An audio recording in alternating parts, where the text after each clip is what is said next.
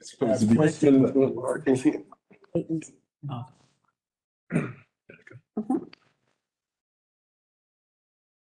Good afternoon. My name is Raymond Skinner, and I'm the chairman of the DCHA Stabilization and Reform Board, and I'm going to call this meeting to order. This is the regular meeting, monthly meeting of the District of Columbia Housing Authority being held today, September 13th, 2023. This meeting is being held via WebEx video conferencing, and the board is here in person. The time is now 1:01 p.m. At this time, I'd like to ask for a moment of silence to have an opportunity for some personal reflection.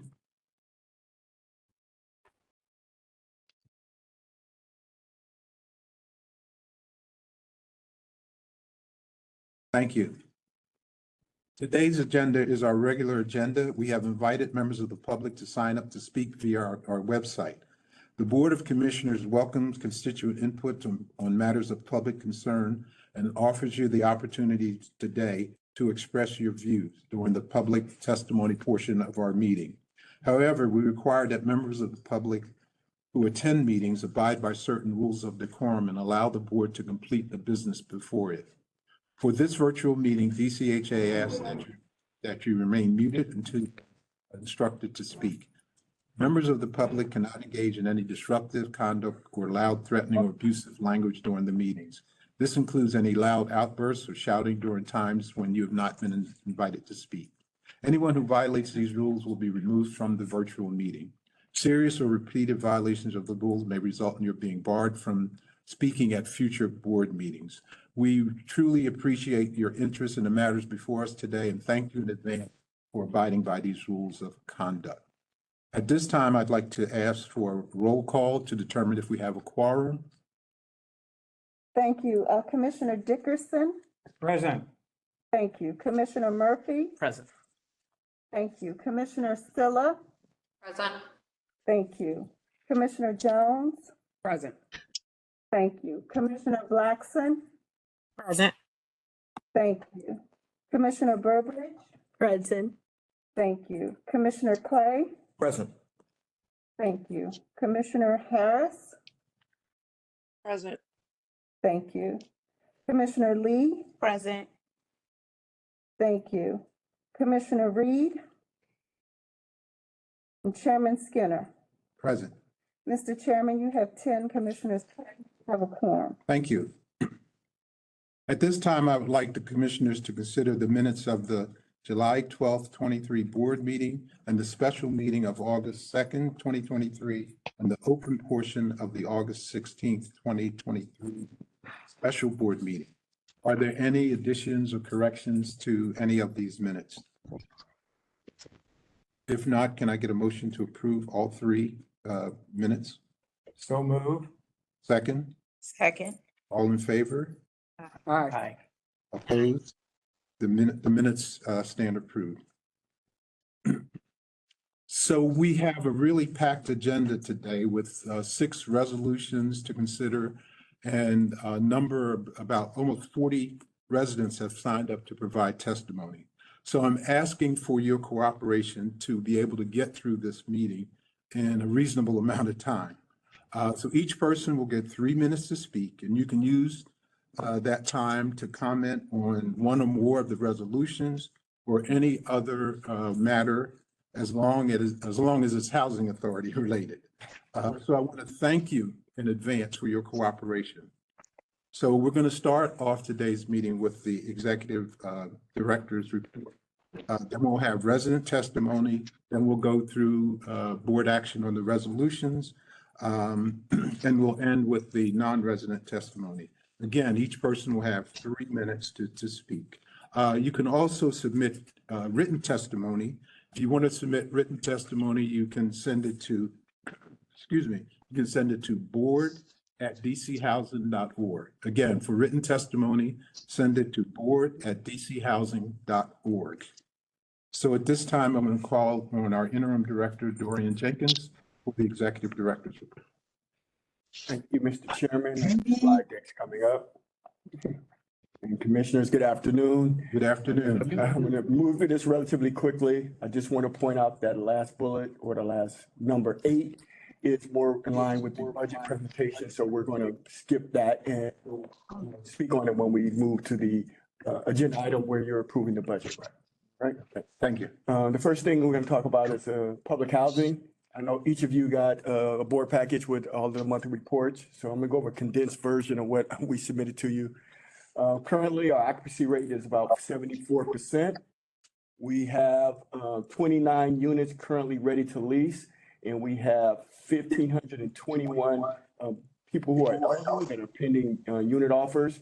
And we have about 1,882 families currently pending eligibility. So they're in the eligibility process. So from a maintenance standpoint, from August, work orders, routines and emergency. We received 1,400 and I believe 99 routine, and 213 of those have been are open. The remainder of them closed. And in emergencies, we received 843 with 109 of those closed. So most importantly, I want to bring your attention to the average days to close work orders. Currently for routines, it's 55 days, and for emergencies, it's 20. We're actively working to move this number down. As you can see, it has gone down from the previous months, and we're still working toward getting this emergency work orders completed within the required time frame. Which is 3 days. 3 days. No, emergency 1 day. Emergency is 1 day. We did find some anomalies in our calculations, and the PMO team has addressed those because a lot of these emergencies were addressed, meaning the issue was abated, but the work order wasn't correctly closed out. But we left the numbers as is because I want to show the accurate reporting as you see it when you pull it out of the software system, knowing that a lot of the issues were actually abated within the required time frame. We just need to do a better job of closing the work orders out correctly in the system. I know in the past, we've also seen data that says how many of them, or maybe what percentage of them were completed in the time, in the required time. And so if whoever is working on these decks, maybe we can add that back in because the average can be a little bit misleading. So, yeah. We can definitely add that. We have the numbers. It's actually probably in the information that I provided you. But yes, we can add that to the. I just feel like it paints a worse picture. I mean, it's not a great, I'm not suggesting it's not bad. It's not good. But there are some things that suggest there's more progress than that suggests. Yes, exactly. Next slide. From our urgent needs campaign, of course, we had 6,340 units targeted for inspection. 75% of those have been completed. We're now in the process of doing second attempts to inspect those units we were not able to get into previously for various reasons. It's not home, or for whatever reason, the locks changed. We just couldn't get into the units. From a repair standpoint, 1,529 units were identified as needing work. 234 of those have been completed. Another 180 of those are currently in the make-ready process. And the remaining are getting scheduled to move into that make-ready process. So repairs have started at 7 different properties, and the rest of the repairs are scheduled to begin by the end of the calendar year.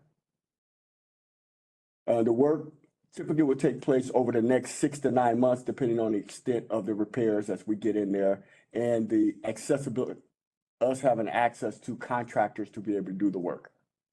We're estimating that the total repair cost is going to be in a roughly $25 million to complete all the repairs, which has been earmarked already. I have a question about that. Sure. Do we know how the timeline as well as the cost matches up against our original expectations when we first started the project? Are we on track from what we expected or? No, Okay, no, we're not on pace from the original report out. okay, There are various reasons for that, but the short answer is no.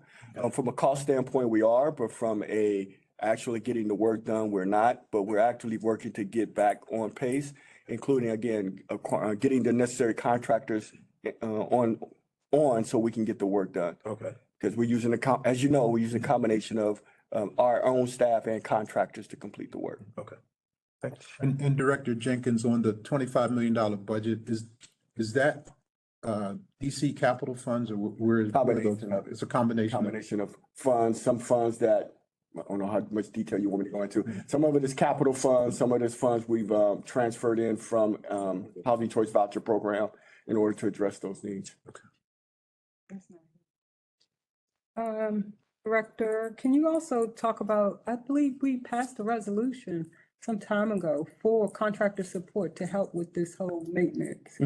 Right, I think I missed something then when you said we had to get access to contractors. Well, making sure that they have, we have a list of contractors that we can utilize, but they have to be able to do the work. And we have a lot of work that we're spending on. So as we coming on to do the work over here, different projects, we got to make sure that those vendors can do the work when we contact them.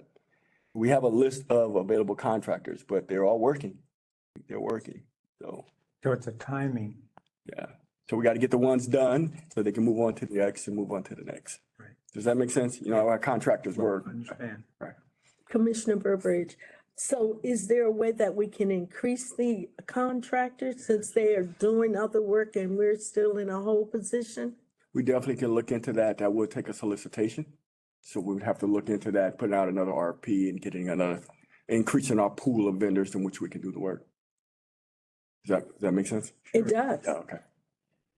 And I don't want to do it now, but I know a lot of contractors. We've used them too. So I don't know what the requirements are for you, for a contractor. If some guy, sometime I could get that, I could refer to you contractors that I know that may not be on the list, but are good. I don't know how you do that. Yeah, when the solicitation comes out, it lists all the requirements necessary for that vendor to apply for the contract. So Are they? Well, I think the issue is that, right, we had, that a solicitation would take a really long time. Yes. And that's why we did what we did, which is adopted the DGS system so that we could use the fact that they had already gone through the procurement process. So I don't think we have time, Well, I or do we? So if I could step in, Commissioners, this is John Stringfield, Capital Programs. So you're correct, Commissioner Murphy. We are using the DGS contractors and we are in the process of bringing them on board. There's just been a few issues in regards to finalizing scoping, but we should have several of those contractors on board in the next few months. And based on their work schedule and the work scopes of work that we have, we should be able, as Executive Director Jenkins stated, we will be able to bring them back online and hopefully get caught back up to speed on our schedule very soon here. Wait, John, can I clarify something? Are you saying that the contractors that we thought we approved through the DGS contractors are actually not work that hasn't been happening? And that one needs to get fixed? Or are you saying we need more to add bandwidth? That's where I'm fuzzy. No, we have the DGS contractors and we have not brought all of them on. There's a process, and some of these contracts we actually have to go to the district for to get approval for the funding. I believe that's a part of the holdup in regards to bringing some of these contracts on board. there's some other things that came up to my attention with this, and we can provide a report back next month in detail on where we are with those vendors that we're utilizing and where they are in the process. That would be helpful. We could do that. From a procurement perspective, I think it's a both and. We took the tactics that we took to have to tag on to the DGS contract so that we could get things started quickly. Some of that work has started and is quickly moving. Some of it is a little bit more slow to gear up. And in addition, if we are finding that we need more capacity, we could put out our own procurement, which will take longer to do, but will give us access to even additional contractors if we need them. Okay. And sorry, this is Rachel Joseph, I'm the Chief Operating Officer. Thank you. Any other questions? Thank you. Rent collection, Nona, please jump in when you, if necessary. Our turn of rent collection, or TARS as HUD calls it, is 87%. That's 87% of the possible rent that we could collect, that we have collect. And that's the month of July. We don't have August figures yet. Public housing. What is our target? Like 90 something? It's above 90%. Realistically, you want to be above 95%, but we're known as team, our team is working hard to improve that rent collection So process. I was gonna say, I think this is actually an improvement of Yes, it is. where we've been, right? Okay. 80%.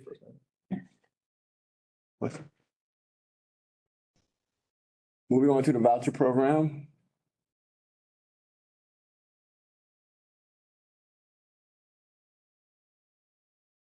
I can be a little slow. Who's controlling the deck? Right. Who's driving?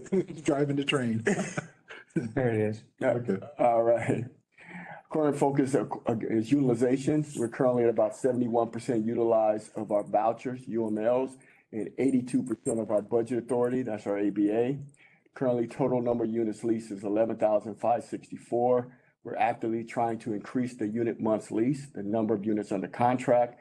We did procure a vendor to assist us with this, and they're pulling applicants from the waiting list to determine eligibility.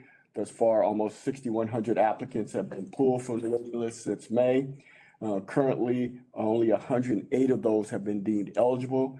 As you can see in the pie chart, there's various groups that have not either were not eligible, undeliverable, we couldn't find them, they were withdrawn, or their application is still pending. So because the waiting list is really old, it's been a hard time getting a lot of these families that we are pulling eligible.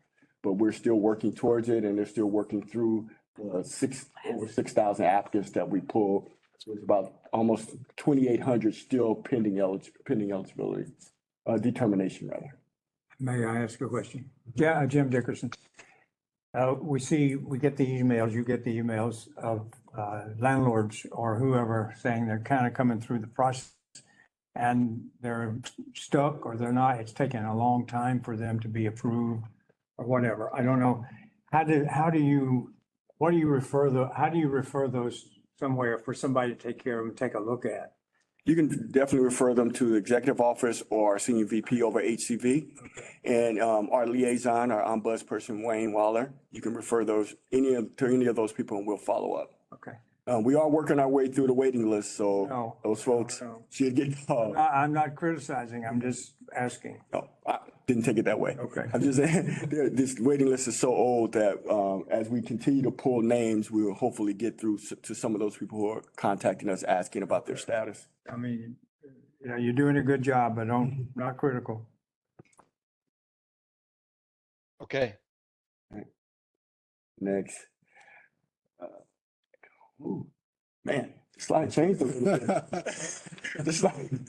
For the local program, from a utilization, we're really focusing on the eligibility process to improve those timelines of getting those families referred to us eligible. Currently, it's taking about 52 days for us to determine them eligible. And when you take in consideration, it takes about 61 days for the whole process from referral to contracting. You see the biggest time lag is in that eligibility bucket. So we're really focused on trying to improve that. I'm sure there's been I'm sure you've seen there's a lot of activity, a lot of questions regarding the time frame it's taking to determine families eligible. So on our HCV side, like we said previously, we're dividing the program up into federal and local. So we're having dedicated staff members on the local program who are only focused on the local program and the nuances of it in the eligibility process. So that previously we had it combined and some of the staff would get confused whether the federal versus local requirements. So we're eliminating that by just having a dedicated staff. And we're also developing our internal tracking software to track productivity better. We're dependent upon DHS's system right now, and we really we are developing our own, which will integrate with DHS's system so we can track these applicants better through the process and be able to expedite the processing. We're also working with the lab here in DC to simplify our forms, our applications, and other forms that are needed for eligibility. We should see improvement with this in the next few months as that staff gets more accustomed to just focusing on the local program. How many local vouchers do we have? Remember, what's it, 11,000? How many local programs? How many local have? vouchers? 11,000? About 11,000. About 11,000. That's combined, federal and local. No, that's just local. Just Just the local. We're almost Yeah, equal. equal amounts in federal and local. So do all of the local vouchers have to through DHS? Do we have any that we control directly? Yes, we do Yeah. have some that we control directly. It's mostly the older allocations. Most of the new allocations are tied to DHS. No, Hamara Gabrias, interim senior. Any other questions regarding the local program? All right, thank you.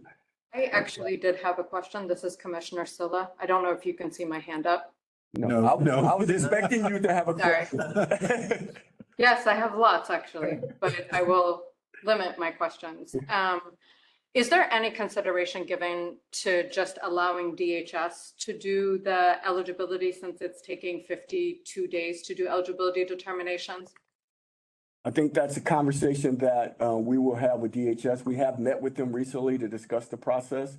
A lot of those delays is not just on the DCHA side. Some of that is on the DHS side, and some of those applicants are repeat applicants who've been in the queue for a while, who were in the process, disappeared, and then came back. So those are also included in that count. But short answer to your question, yes, there is consideration into the. I mean, I'm really worried about this 52 days for application submission to eligibility determination. I think the programs where the housing authority is not involved and that DHS is managing, they're able to actually house people within 90 days. And so for me, the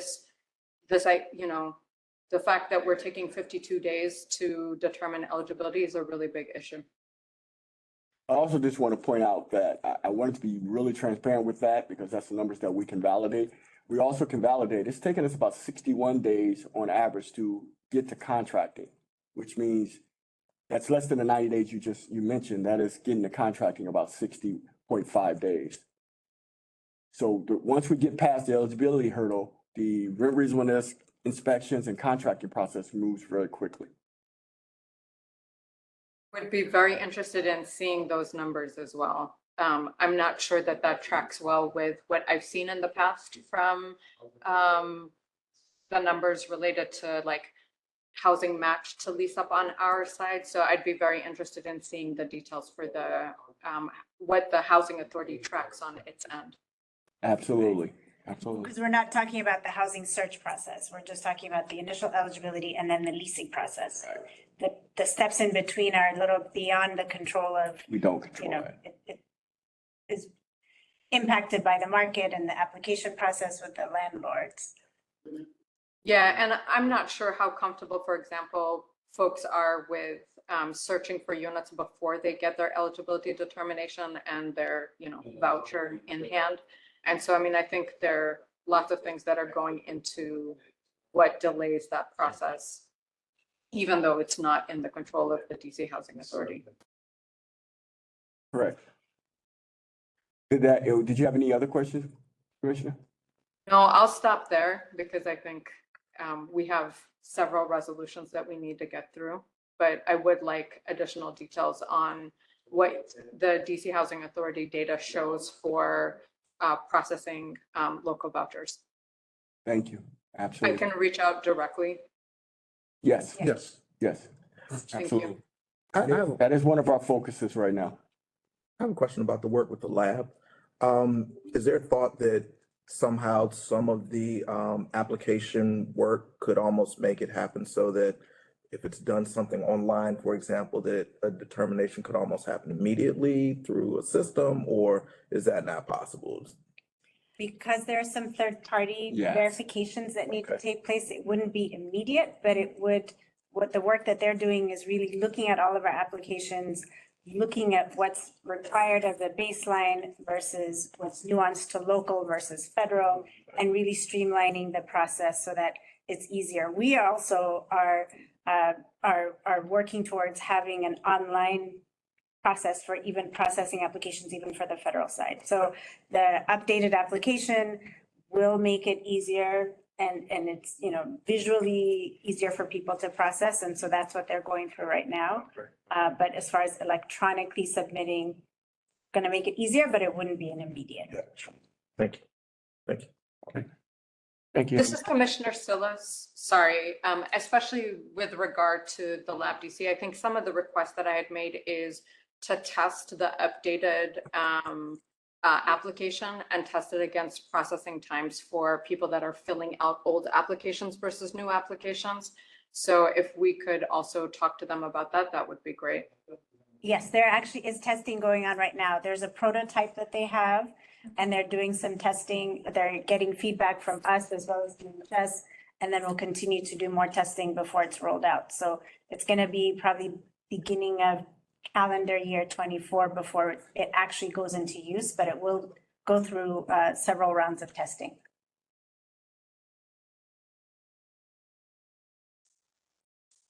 Okay. Okay, Move all on. right, all right. This is not as important as we thought it was going to be. Inspire, National Standards for Physical Inspections of Real Estate. Originally, this was supposed to be rolled out by October 2023 for all HCV programs. So we were scrambling to get our staff trained and getting our systems updated to make sure we're in adherence to the rule for Inspire. But now this has been pushed back. HUD had just put out guidance that we have the new implementation deadline is October 2024. So we'll be moving back, but we're changing the inspection protocol from HQS to Inspire. So I just left it in there real brief to say that we won't be rolling it out for HCV in October of 23, but we'll be rolling it out by October 2024.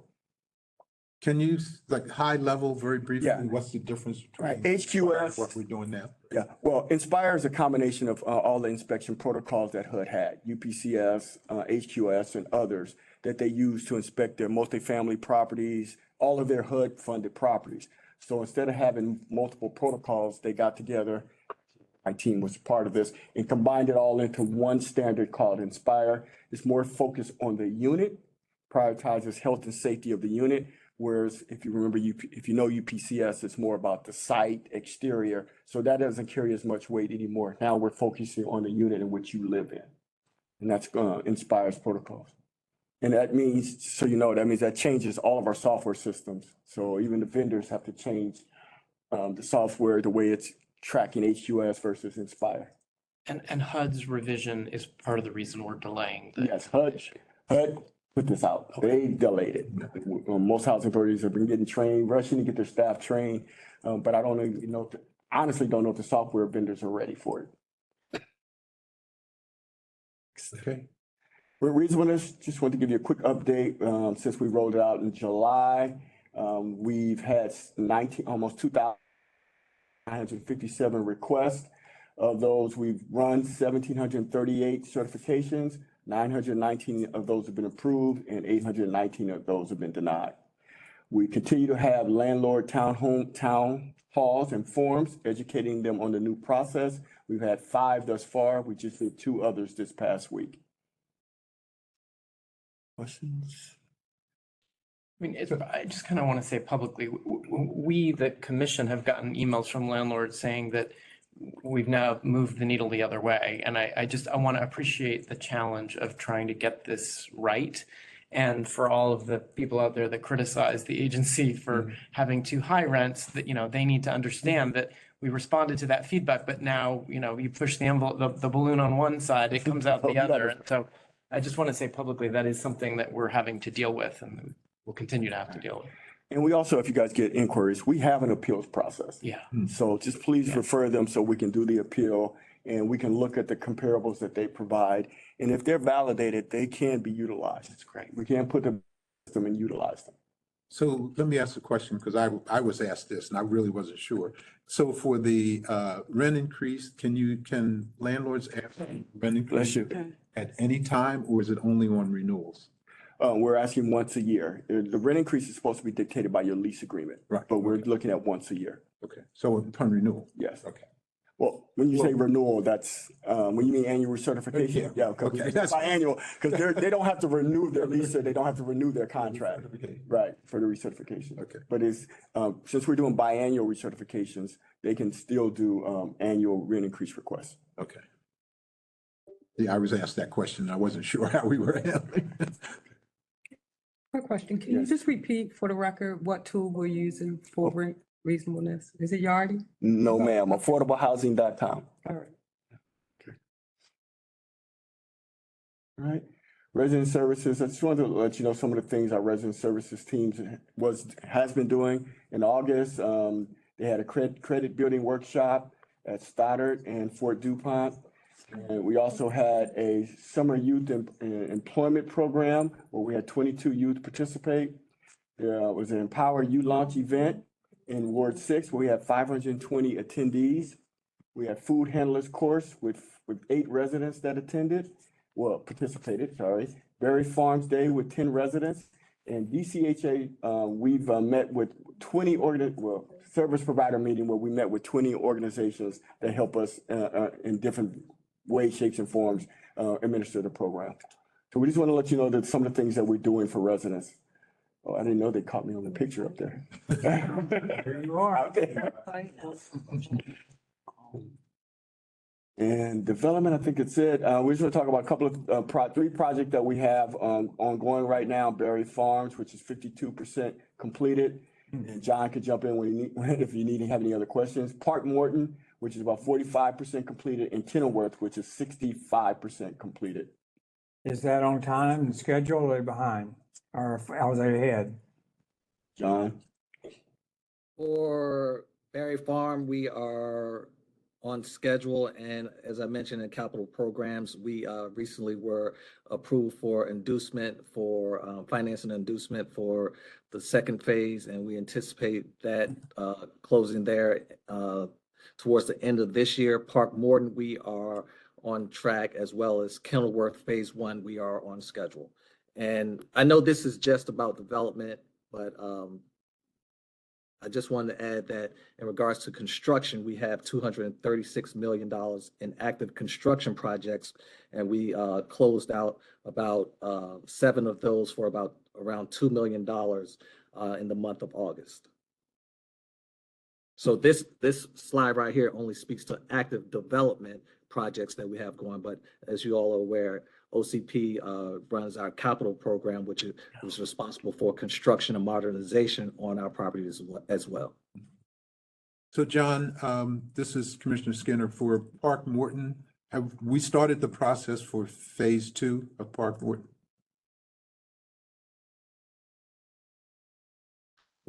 So Park Morton, we are expected to be complete.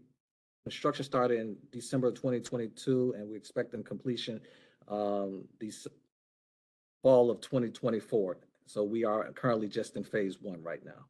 So we have not. So you haven't started any work on Phase 2? No.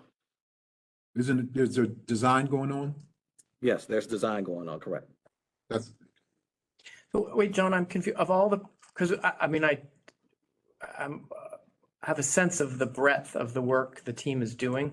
So why were just these featured on this slide? Well, these are just the development. This is just the active development project updates. If we wanted to talk about all the capital work, the roof repairs, the modernization, that's a meeting by itself. Yeah, no, I know, but that's what I was just trying to understand why you chose, or whoever chose, to just focus on these 3. We just wanted to provide a development update. Director Jenkins just wanted to provide a development update today. But as you know, as you're aware, in capital projects, I provide an update on the capital work and. I just wouldn't want folks to think that this is it, because there's a lot going on. Right, yeah. No, and as I mentioned, we have approximately $236 million of active construction projects, and that's about 175 active projects, and that ranges from complete roof repairs, window repairs, full unit modernizations across the entire portfolio. So we have a lot of work currently ongoing with our capital program. So, but these 3 are all new construction, starting from. These are all the new ground up, redevelopments. right? Okay. Correct. These are development projects where we get a lot of questions on. Right. So why do I just focus on these? Because we get a lot of questions, and I'm assuming the commissioners are getting the same questions, and this is why I put it on the slide. We could add all of the development activities, construction activities, but that's a meeting all by itself. I just want to say, I usually drive by Park Morton, and it's going up fast. It's moving forward. I've been watching it since the beginning and before the beginning. So I'm very happy to see how fast it's getting put in place. And in regards to Kenilworth, while we're talking about, projects that are going up very fast, we anticipate having residents to be able to move in the first phase. The first phase of move-ins, we expect to begin middle to end of November. We actually had a resident meeting yesterday with the residents out at the site, and we updated them on the status of phase one, as well as talked about the process of the residents beginning to move back in. Other questions? All right. I think this is the last slide. Stakeholder engagement. Just want to talk about some of the meetings that we've had with the various stakeholders. Some of the topics that we've been focusing on are eligibility, as we talked about with Commissioner Silla earlier, utilization on both sides, public housing and HCV, repair and maintenance, training of the citywide advisory board, reasonableness, several meetings on that. And we had several meetings on the updating on the ACOP and the administrative plan. And we've met with the Human Services, Landlord Town Hall, DC Council, legal advocates. We've met with multiple stakeholders as we're doing these meetings to address those topics that I said earlier. Last slide. We don't have an update on the on-site assessment. We haven't received a response yet. Just want to keep everybody apprised. As soon as we hear something, we will let the board and everyone know. We did recently have an FHEO audit. We're waiting on not an audit, a review, and we're waiting on the results of that. And we have an ongoing rent reasonableness review by HUD going on right now. What is the scope of that, the rent reasonableness review? Well, they're looking at to see if the rents that we paid were in line with what our rents were published in our submarket neighborhoods. So they're going to HAP register and rent register. Going back how far? Was that back to 18 or 19? 18, yeah. 2018? Yes. They're going back far, and it's not just did we pay over the market. They're comparing what we paid to the HAP register to make sure that we paid the accurate amount. Does that make sense? I don't know how, so we got a whole new group going. Here, you're the director, we're trying a new beginning in some ways, and to go back that far, I don't understand that. I mean, other than just, We tried to push back. We tried to push back to narrow the window, the scope. Yeah. Well, let's deal with it. Yeah. I mean, what we have to do publicly is say, we're not in this old phase, we're in this new phase. And we need to at least find a way to put that out there, even though that this other information will be coming in. And you're not going to be blamed for it. But we want to reassure HUD that we spent the money accurately. Right. So we're confident that the HAP that we pay is in line with what those rents were, those set rents were. So we're confident in that. We have the data. So we're not as much worried about that part as we were the last review, where we may or may not have been paying over the market. Yeah. Human resources, just give you an update. We have 100 positions actively recruiting for throughout the agency. So, and right now through 2023, we've hired 81 new employees, promotions 35, and no longer with the agency 36. Oh. We have a lot of positions to fill. And that's a calendar year, right? What's that? That was calendar year. Okay. Yes. But those are, the 100 are in active recruitment. Yes. We're looking for. Looking for people, actively recruiting for 100 open positions. Okay. That's it. That concludes the executive director report, Commissioners. Thank you very much. And thank you, Dorian and your team for giving us those detailed by program reports. That was a nice- It was very helpful. It really was. Absolutely, very helpful. Thank you. Can I, yeah, Commissioner Silla, sorry, I do appreciate the slides and updates. I thought they were really helpful. Some of the formatting changes actually made the information a little bit clearer, but I do want to flag that it wasn't included as part of the diligent materials. And so it was always really helpful to have the slides available so that we could be reviewing them. Because sometimes you're moving really fast, and for some of us, it's helpful to like be able to pause and continue looking at slides. And then I also wanted to flag, Commissioner Murphy made this remark in passing about one of those slides where the old layout of information allowed us some additional details and nuances that were very helpful. And so I appreciate the change in format, but I think I would recommend that as we're considering changing, that we maintain maybe some of the old templates and allow the board an opportunity to weigh in on which information is okay to drop versus which information is still important to carry forward. Consistency is really important in terms of being able to digest information on the fly. So I just wanted to provide that feedback as well. Thank you. Okay, any other questions from the commissioners? Okay, thank you. Next, we're going to move on to public testimony. And again, I would ask for your cooperation in that we have a lot of residents who've signed up to testify. So we want to make sure that everyone gets an opportunity to speak. So I ask that you keep your comments to 3 minutes, and we're going to be timing you so that everyone will have an opportunity to speak. When you speak, you can speak on the resolutions or any other issue related to the housing authority that you would like, but we want to make sure that you keep it to the 3 minutes. Thank you for your cooperation. Thank you in advance for your cooperation. So we're going to start with, where we start? Okay, first on the list is former Commissioner Kenneth Council.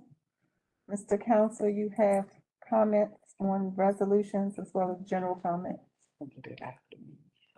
There, I saw him I earlier. did see his name. Yeah, I saw him earlier. See it now. I'll move on. The next is Colleen Edwards. Colleen Edwards. We'll continue to move on. LaShawn Potts. LaShawn Potts. I see lots of familiar faces, but okay. Arlene Gray. Ms. Gray. Okay, I'll continue to move on. Cynthia Burrows. Cynthia Burrows. Yes, I'm sorry. I'm here. Hello. Go right ahead. You have 3 minutes. Okay. I did want to start by saying that I would like to know the process of having my case manager, Donna Punell, removed as my case manager. I have personally reached out to the mayor's office. I want to say my council member, several different other people, including her, trying to report this lady. But one of the main things I think that we need to address as far as tenants are concerned is, one, effective and clear communication from housing with reasonable, timely responses, especially to emergency situations, be it calls or emails. Two, better supervision of the case managers, rapid response to customers' concerns of case managers and how they handle their caseloads, especially, I'm sorry, because I'm kind of multitasking, and their interactions with their clients. Three, accountability. Something needs to be in place to hold housing and its employees accountable for their clear mismanagement of their clients and their lives. A system needs to be put in place to report and resolve these mismanagements of clients and their lives, because these are our lives that people are playing with. And a lot of times their excuse is they are overworked, is not enough case managers, and it's too many clients. But as a consumer, that is not my concern. That's not my issue. This is your job. This is what you sign up to do. And it should be someone that you can speak to help relieve whatever stress you're having, because these are people's lives that you are playing with. Protection from irate landlords. A system needs to be put in place to help remove some of these landlords that harass, retaliate, and discriminate against their tenants, including the Black landlords that do it to Black tenants. and also a removal process for fraud. If I am 18 years or older and I can prove that someone is falsely using my information on that voucher because I don't live there, I should be able to remove myself from that voucher. I shouldn't be kept homeless because the head of household is refusing to remove me from their voucher, and they shouldn't be able to recertify their information with me on their voucher without my consent. And then I think that's it. Like everybody understanding their position and responsibilities and understanding that it's their job to deal with the public and the low income public at that. That means you will be dealing with a lot of people who are mishandled a lot of times, often go without, abused, mistreated, dealing with mental and physical impairment, and so on. So your patience and your compassion level is very important. And thank you, Ms. Rose. Can you wrap up, please? Yes. Basically, that's the gist of what I wanted to bring to your attention, because those are some of the things that. Okay, thank you for that information. Okay, I'm told Mr. Council is on the line. He was unable to unmute. Here. Okay, Hello. there you are. Okay, hi, Mr. Council. How are you? Good afternoon, all. I want to speak on the resolution 2329, which is the operation budget. The amount of money that's being asked, I find it outrageous because a lot of the money was not used from the previous budget. There were a lot of things that were not done. I believe these numbers are being fudged. In fact, as you see through the media, there's a lot of things that have not been touched. One, factually, Potomac Gardens has not been touched. They may be over there working, but the money is not being used as it should be used. There was a fire last year, 11 R Street, Lincoln Road. Nobody said anything about what's going on. There's insurance attached to it along with money that's supposed to be going with them by turning red. How is that money going to match to help that building? Are the people being worked in or worked on for them to be able to return? And you're talking about the delinquent rents. There's a lot of rent that is delinquent, but at the same time, they're tacking on another $50 or 5% onto the residents that are not paying their rent. How will they get out of it? It's not making sense to me at all. And even as far as DHS getting to be beginning to get involved, it's instead of shortening it, you're making the process long.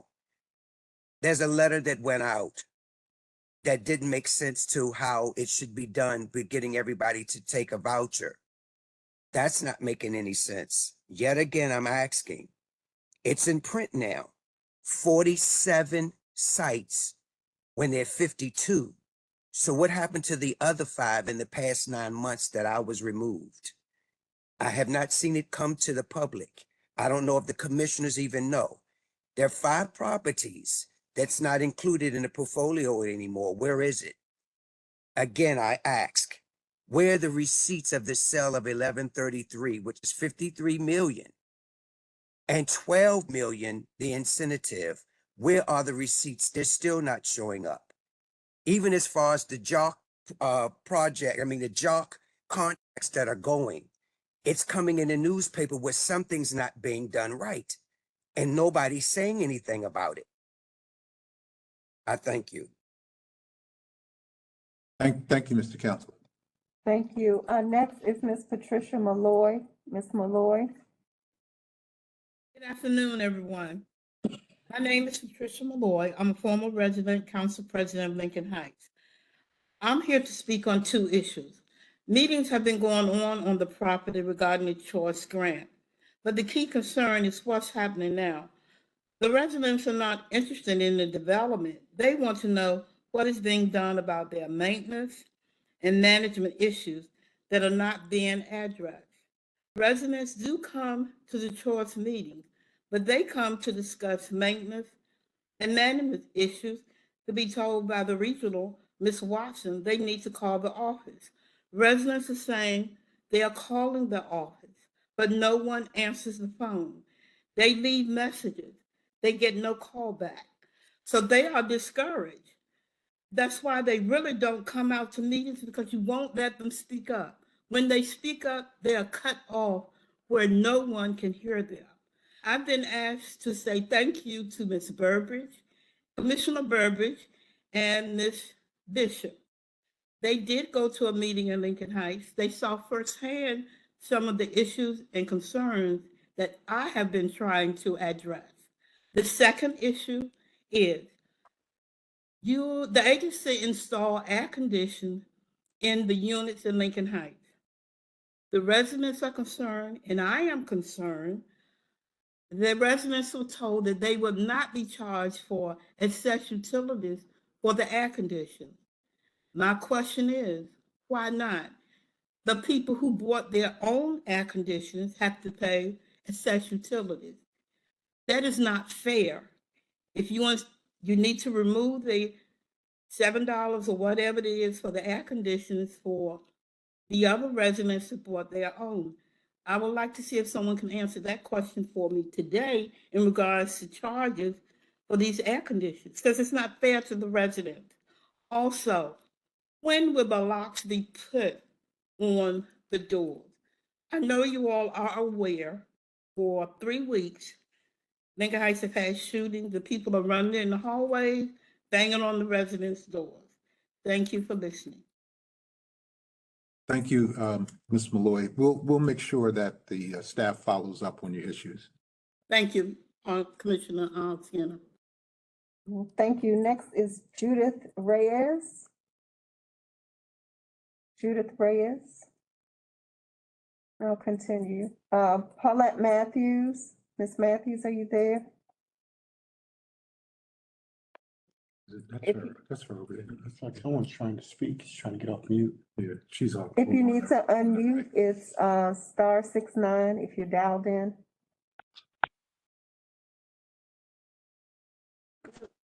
Okay, I'll come back if you. Sheila Herring. Good afternoon, everyone. My name is Sheila Herring. I'm from Kenworth Courts, the Unforgotten City. I want to speak on two things. The policy change for when someone moves out of your unit, from where it went from you had a year to report someone moving out to now 30 days. Shouldn't the residents have not been aware of that or notified concerning that?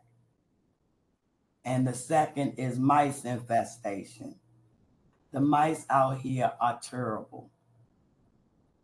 We have all kinds, from regular mice to field mice, and they're vicious. They eat any and everything. And a lot of it is coming from these vacant units, and a lot of the vacant units where people have moved out and left the places filthy. No one's cleaning this stuff out, so they're eating through walls because they ate through mine. They've eaten some of everything out of my house. I'm constantly cleaning mice feces from the stove to the kitchen counter, windows. I can't even let my curtains hang down because they climb up on my counters, everything, my windows. They posing that you take pictures and videos. So those are my two issues. I have 100, but those are the two I wanted to speak on. And I would like to know if someone's going to do something about this or try to correct these issues. Well, no, we're gonna respond in writing. Okay. Respond in writing because we're aware of the mice issue, and we do have pest control scheduled. And as far as the change in the ACOP, we did have that discussion prior to rolling it out, but we'll respond in writing if that's okay with you, Commissioner. Yes, okay. Okay, thank you, Ms. Herring. You're welcome. Hello, this is Paulette Matthews. I can wait my turn, but I was trying to put *6 and 6. Okay, Ms. Matthews, Ms. Herring has completed her testimony. If you're able to speak, you can continue. Hit *69 to unmute. Can you hear me? Yes. Yeah, there you go. Hi, Okay, Ms. thank you Matthews. so much. This *69 is some new stuff because normally I'll just hit *6, but I'm actually on the phone today knowing that I don't have that much time for all the situations involved. But in the beginning of this thing a couple of months ago, before the new board came in, there was always a concern about the fact that we don't have enough time and that y'all pretty much should wait and let us talk because people got to pick up their kids from school and all that, and you lose a lot of people on the line. So I hope that y'all will get back to that. That's not what I was going to say, but in hearing everything, the names you called, that's why I'm speaking on that. And also there should be a monthly report from the chief of police. But my real reason for being on the phone today is being denied actually my fence that I have, that I went through a whole lot of emotional stress behind. First of all, when I was able to be approved, there was a problem because the neighbor said that it was on her property, and so I didn't understand that one. But anyway, DCRA wound up getting involved, and in that, because DCHA did not have a permit, they shut my stuff down like 2 or 3 different times, but yet they were supposed to have been having meetings with DCRA. At the end of the day, I still don't understand how, if the requirements for a fence in the District of Columbia is 7 feet, then why didn't they go to the 7 feet? And why do they constantly keep denying me? I plan to do an appeal. My resident manager has been out due to the fact that she's sick, so I don't know how many days I'm actually working with. Today I was outside doing something in my yard, and the staff was out there taking video pictures or whatever, and they wanted me to sign a paper, which I did not sign. I refused to sign because, first of all, I want to do an appeal. Second of all, I'm going to D.C. court building and file because I'm under this emotional and physical stress, not nobody else. And then the people who were actually, they say it was DCA attorneys, and then there was also fair hearing, which I believe was unfair hearing because I still haven't figured out how they said the third party, based on the third party, which is me, my psychiatrist, and my physician, that because of what we put in there, that determined why they denied me. That's just ludicrous to me. And so I really don't have any understanding of why or how. And I feel as though that my rights have been violated according to HUD Section 504 of the Rehabilitation Act. I'm going fast because I don't have that much time and y'all keep on moving. From 1973, I feel as though that I've been discriminated against on both ends, on DCHA end, to have to even take me to court because all I'm asking for is that it be lifted up for the fact that I feel as though my disability rights have been taken from me and ignored, my psychiatrist and all of that. Again, there are emotional stress dogs, and I have been physically, mentally, and emotional stress since then. I also have back problems, and I've been chaining my dog down to the fence or to the tree, which is, I'm sure, stressful on their behalf as well. And I'm just trying to figure out a better way to resolve this issue, but I keep running into brick walls. And why should I have to keep being tormented by DCHA? And I want to know who is the DCHA representative or the person to contact far-wise as for the ADA request, and what is the appeal procedure, and what are the barriers that stopping DCHA from just going ahead on and either lifting my fence or even tearing it down and giving me a wooden fence that is 7 feet high, because people are still throwing food and stuff into my yard. I don't need nobody to feed my dogs. And then I was told that I need to have my family, my friends, or maybe reach out to services like the Humane Society and things of that nature to control my dogs, where the whole problem is the fact that the rats have not been able to be controlled. My dogs do not try to hop the fence for people. The problem is the rats and the cats in which they see. And 4 feet, and I now know 7 feet, they're still going to try the same. But right now for them, it's like going up one step to hop that fence. And then I'm running through the neighborhood trying to catch my dogs. That's unfair to me, my dogs, and to the community. And DCHA, yes, I know I'm done. Y'all got to talk and go back and forth, but we don't as the residents. I'm done. We will get somebody to get back to you directly. Thank you. Thank you. Next is August Mayo. August Mayo. Hello. Yes, please proceed. You have Okay. 3 minutes. Okay, my name is August Mayo. I am a resident of Garfield Terrace, the family side, and I am being relocated due to mandatory transfers and things like that. My issue is the options that I was given aren't really options. I follow all protocol. Whenever I get a transfer, I call to schedule a walkthrough. Before I even get the walkthrough, I'm told that the place is no longer available, or after I do the walkthrough, they're no longer available. Also, I got approved for reasonable accommodations due to the fact that I am 100% legally blind and have other health conditions, and either it doesn't meet the accommodations that I was approved for, and I just keep getting places that doesn't meet the accommodations. Secondly, the places that I am being transferred to or offered are in high crime areas. I have 2 children that also suffer from mental issues like distress and things like that. My being blind, having to be concerned about my children in these certain areas is crazy for me. I'm on a fixed income. The areas I was asked what area would I like to stay in, and of course Northwest was my choice. I understand that, it may not be available. What's the point of asking me, if they know it's not available? The areas are far from my hospital, far from the pharmacy. There's no grocery stores. There's no shopping, things like that. Also, I heard another resident complain about their building not being locked. There's constantly people in my building, smoking, eating, leaving trash all in the building. Also, I did apply to a place, and I'm getting a runaround on what my application process, what's going on, and things like that. And I would hopefully someone can help me navigate on how to get an update because I need to know. Okay. Thank you. Okay. Thank you, Ms. Mayo. I'm sorry about your situation, and we will definitely have staff continue to work with you to make sure that you can get accommodated. Thank you. Next is Ms. Shante High. Ms. High, are you there? Ms. High? Okay, I'll continue. Kiana Malloy, Mallory. or Mallory, I'm sorry.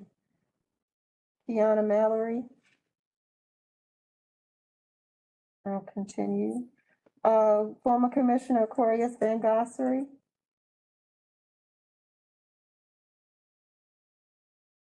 Is she there? First and foremost, yes, I am here. Okay, there you are. Please continue. You have 3 minutes. Okay. First, I need to know how to address Dorian Jenkins. Do I address him as my interim director or do I address him as my director? Can that be answered? He is the interim. Okay. Interim Director Jenkins. All of my questions are to you, and they're only a yes or no answer. As we know, there was a 72-page report, which was a HUD report. We know that you read that report, and you also know that my name is on that report. All I need to know is out of the 82 non-compliant federal government non-compliance, whether or not, as you complete HUD's narrative, which is very precise in your assignment, are those narratives will be printed on the internet. As the internet shows, if you Google DCHA and 72-page HUD report, you will see every question that HUD have asked you to answer. So I'm wondering whether or not those answers will be printed so that I can read them as I can read the 72-page report, which my name is on as other former commissioners? That's a yes or no answer. I also would like to know whether or not the District of Columbia Housing Authority Office of Resident Service, which I am and was the only commissioner to chair that committee, there are 52 properties. Director Jenkins, out of 52 properties, how many of those properties have a resident council? I am requesting Shanita to please give Mr. Skinner my number, because I apologize, because I stated to him that it would take me 1 year to study, and that 1 year has come today. I have not spoken in front of this board in 1 year. And in that 1 year, I've done my homework as I did my homework as I sat on that board. 52 properties. How many are in compliance with HUD regulations? Now, I highly recommend that whenever anyone speak in front of the STAR board, when you state that you're speaking on behalf of your constituents, those constituents' names need to be in writing and submitted. Because if that's the case, everyone is speaking to you on behalf of their constituents, and you don't even know who they are. And I will bring that to the attention of my mayor, because the STAR board is here not to make the mistakes that is said that my board of 17 years made. I am very proud that I was trained by Michael Kelly. I am extremely proud that I was trained by Larry Dwyer. I am also, it's been a privilege to have ended my era under David Gilmour, the receiver and his model, which I still believe in. I want this board to understand and to know that I am an individual that is getting ready to reach out to former commissioners, which I have, in order to have a former commissioner group. And that group will not be arguing. We will be finding recommendations. Mr. Skinner, I need Terry Thomas, who was one of my former chairs. I need her number. She gave me her number and I lost it. I am reaching out to Terry to chair this commission. It will be modeled after the former judges, the former governors, and I want to say it's an insult for you to sit in a room that I was giving a promise, and it's in the minutes, that once you move to the location that you are enjoying, all I asked was one thing. That white wall is supposed to have been filled of all former commissioners' pictures. I goes into my mayor's house, which is on Pennsylvania Avenue. I see every council member on that wall. I'm asking you to do it and do it ASAP, because it's an insult. Other than that, I want you all to have a nice day. And I'm not going to use up all of my 3 minutes. Thank you very much.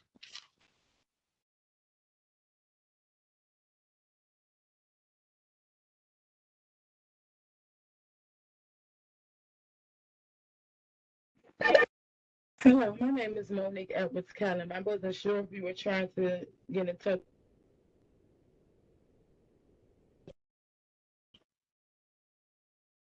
Sure, you can answer me. If Dorian doesn't want to answer me, and I don't mean to say Dorian, Director Jenkins can answer me. Whether he wants to do it in public or in writing, it would be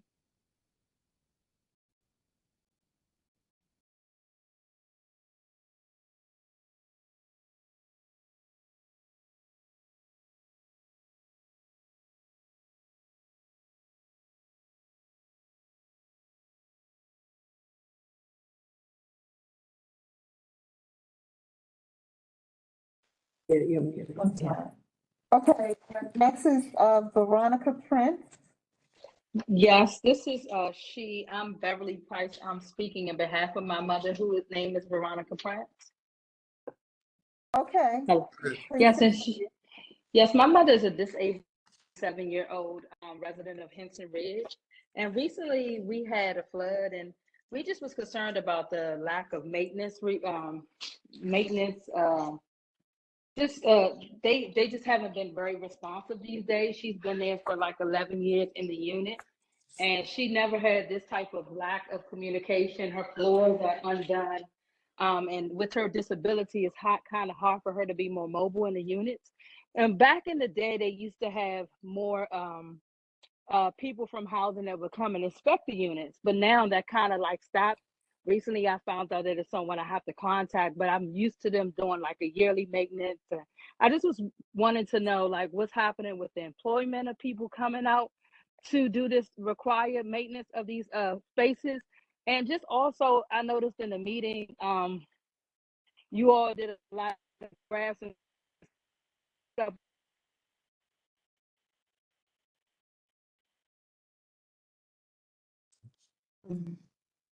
Miss Beverly, we can't Or hear you something like, anymore. what'd you say? We can't hear you. Oh, I said this unit was built in like 2005 or 2006. So I'm just thinking about infrastructure. I think in the future, you all should also think about like reports on safety of these spaces and these houses that are being thrown up in like a month. So just thinking about what my mom is dealing with, the unleveling of the house, how floods are always happening in this space that's been around for a while. I'm really even concerned about the ones that are being thrown up now. So I just was also just like wanting to know about you all. Just the main thing is knowing about maintenance and this in this complex, to switch over all the time of management. Every week, every month, it's a new management coming in. It's a lot of miscommunication among the residents to know what's happening, and just you all doing y'all schedule inspections again. I mean, it's a lot of people that need jobs. They having contractors coming out units that don't even speak English. There's a lot of people that's born and raised in Washington, D.C. that needs jobs that we can communicate with to get them to learn how to do stuff. But we're having these random people doing construction or contractors coming to the house. They don't even speak English. No shade to nobody, but we want somebody that can communicate with, that we can know who's coming in our units. And I miss having a housing inspection for my mother. So I'm just been a little concerned about the safety of these units, and you all haven't sending out inspections again, because that's very vital to a lot of the residents here, and it will actually put a little bit more pressure on these landlords to get this work done. And that's basically it for me. Okay, thank you, Ms. Price. Thank you. Thank you. Next is Ms. Detrice Belt.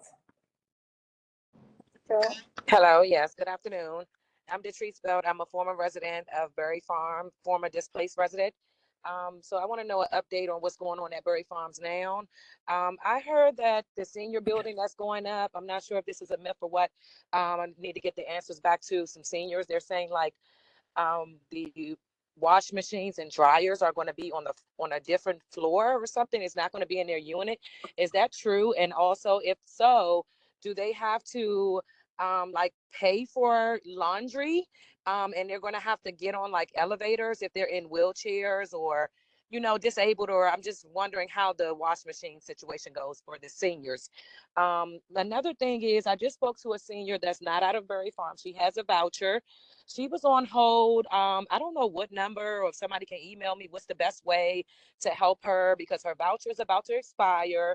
She's a senior. She's living in I Street Southwest. I guess it's not a DCH property.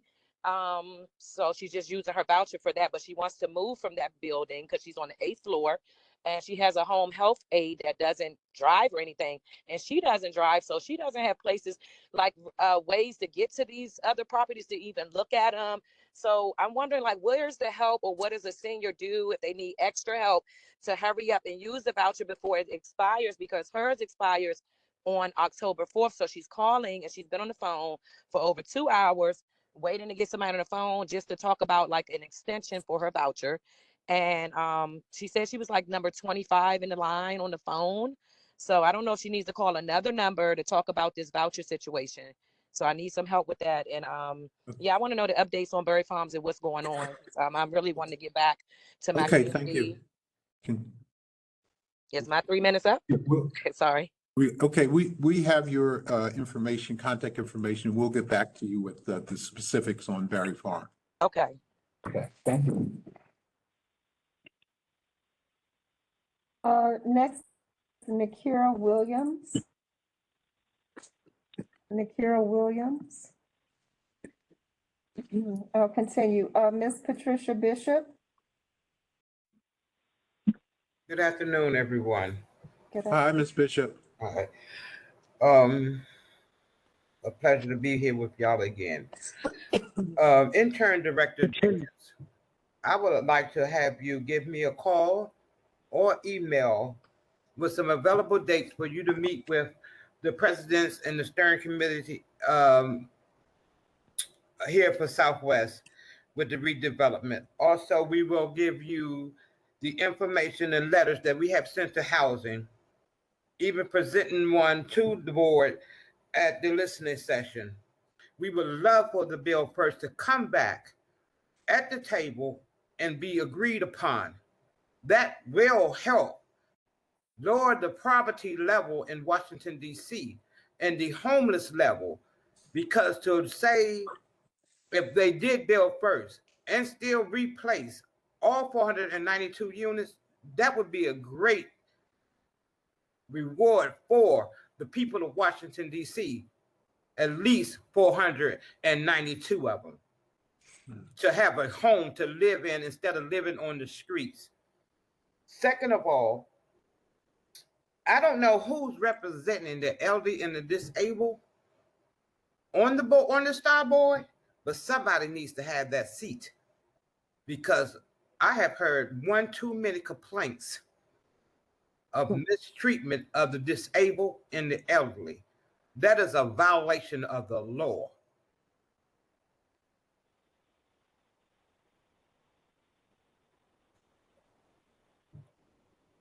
Okay, Ms. Bishop, are you finished?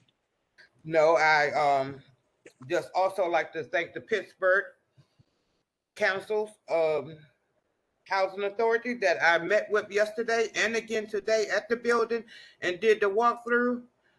A lot of great information. We can learn a lot from each other and how to make sure that the people that we serve be put first and no one else. Thank you. Yeah, thank you. We appreciate that. Thank you. Next is Beverly Barrow. Beverly Barrow. Good afternoon, everyone. This is Beverly Barrow, tenant at Richardson Dwellings. And my first concern is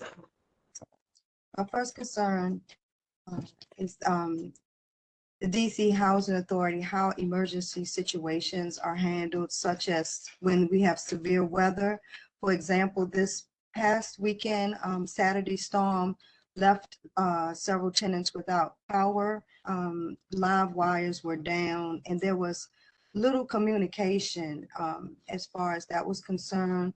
The power wasn't restored until yesterday evening, and no other backup plan was in place for that emergency situation. So we were without AC. Our food was spoiled because the refrigerator went out. There were no lights. Of course, it was a natural disaster, but it still didn't seem to be handled properly as far as, accommodations for that. And my other question is, how would DC Housing replace or compensate for the loss of items like in tenants' residences? Okay, thank you. So we will follow up with you. I'm sorry to hear about the storm damage. I as a board member was not aware of that, but we will follow up with staff and let you know. Thank you. All right. Thank you so much. Thank you. Next is Tanisha Duvall. Yes, I'm here. Good afternoon. I want to apologize in advance if you hear loud noises because I'm at dialysis.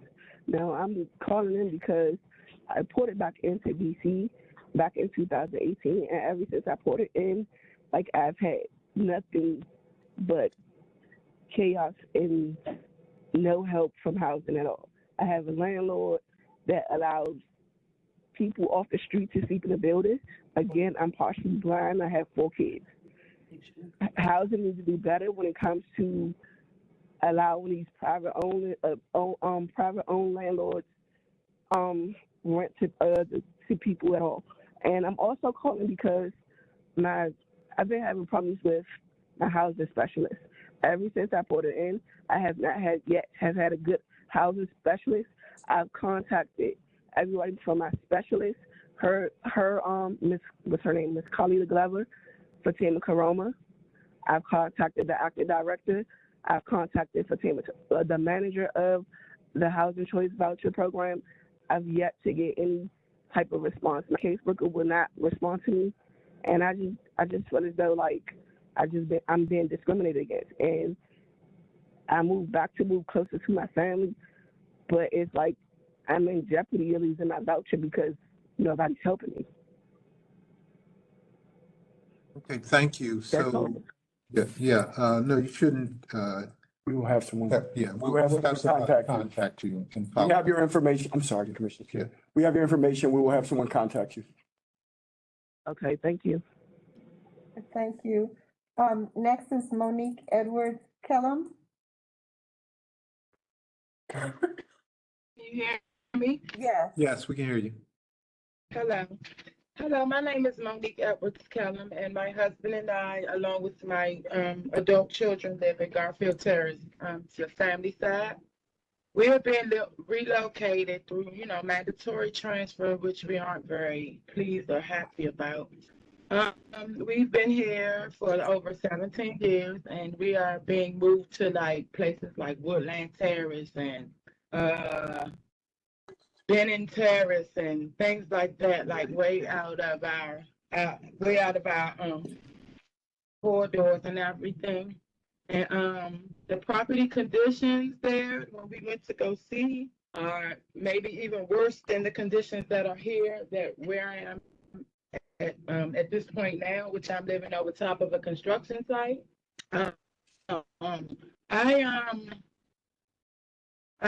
We also have people in here that need reasonable accommodations, and like I said, they're just trying to throw us in any property that they can just get us out of here about. And we don't have any transportation. We don't have cars. We drive, we ride buses and everything. And we just need reasonable amenities and everything, like no steps, no anything.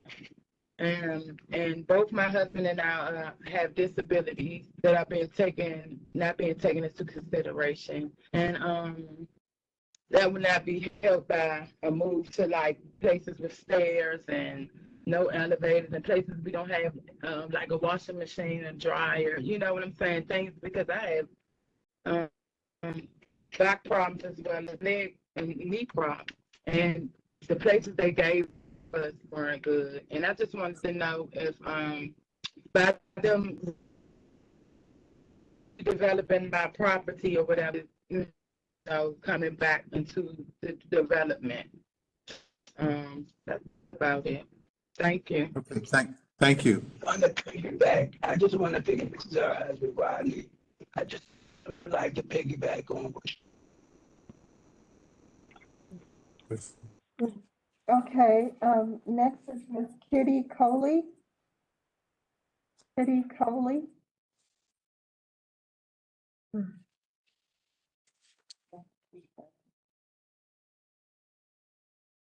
Okay, that completes all of the testimony from residents.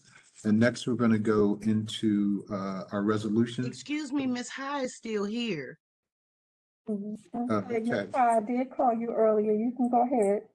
Okay, I'm sorry, hi. but I didn't hear you. I'm also homeschooling my daughter.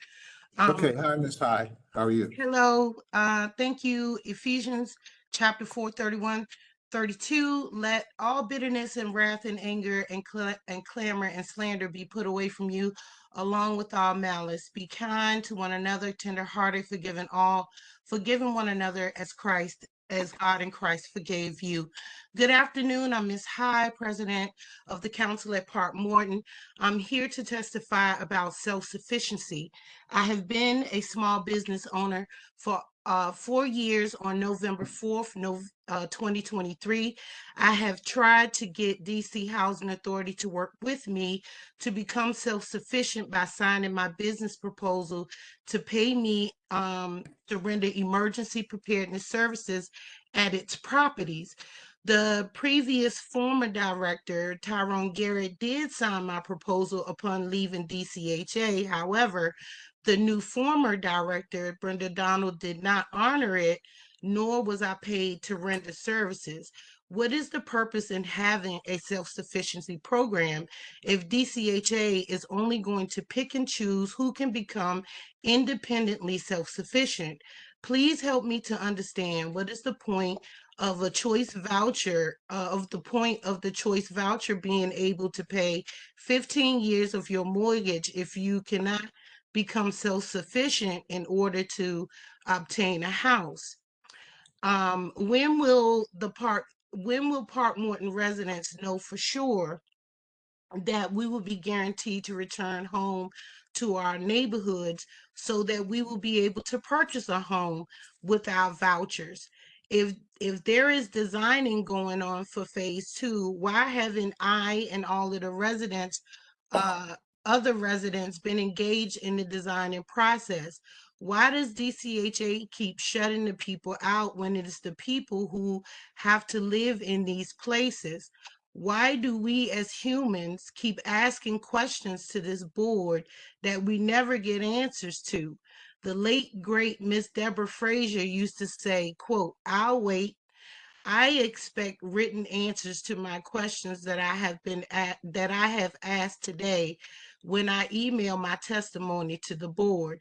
And in closing, I have received calls from residents as to how the process goes when transferring their voucher to other states, because the voucher residents are completely fed up with the lack of care, responsiveness, disrespectfulness, lewd behavior, theft, and the loss of paperwork, and DCHA shuffling families around just to gentrify their communities for their greater money gains.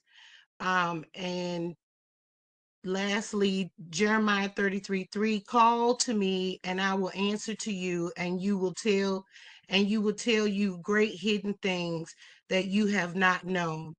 I'm Ms. High, President of the Council at Park Morton. Thank you. Thank you, Ms. High. And we will follow up in writing with answers to your questions. Thank you kindly. That completes our list of residents for comments. So next, we're going to move into the resolutions. The first one being Resolution 2309, which is approval of the operating budget for fiscal year 2024. And I'm going to call on our interim director Jenkins and our CFO, John Sara. Good afternoon, commissioners. Good afternoon. Hey, John. Dr. Jenkins. I think we have a short presentation. Yeah. Hello. I signed up to be heard and I haven't been heard. My name is Vicki Johnson. Hello. Okay, after we finish the resolutions, we'll come back to you. Thank you. Yes, we have you on our list. We will get back to you. Oh, Jen's driving. Oh, okay. So while Jenna puts these slides on the screen, I just want to make a quick note here that when we presented in the budget symposium, we had a surplus of $3.3 million. Since then, we have added some additional expenditures, and that's why you'll see a little deviance in the numbers.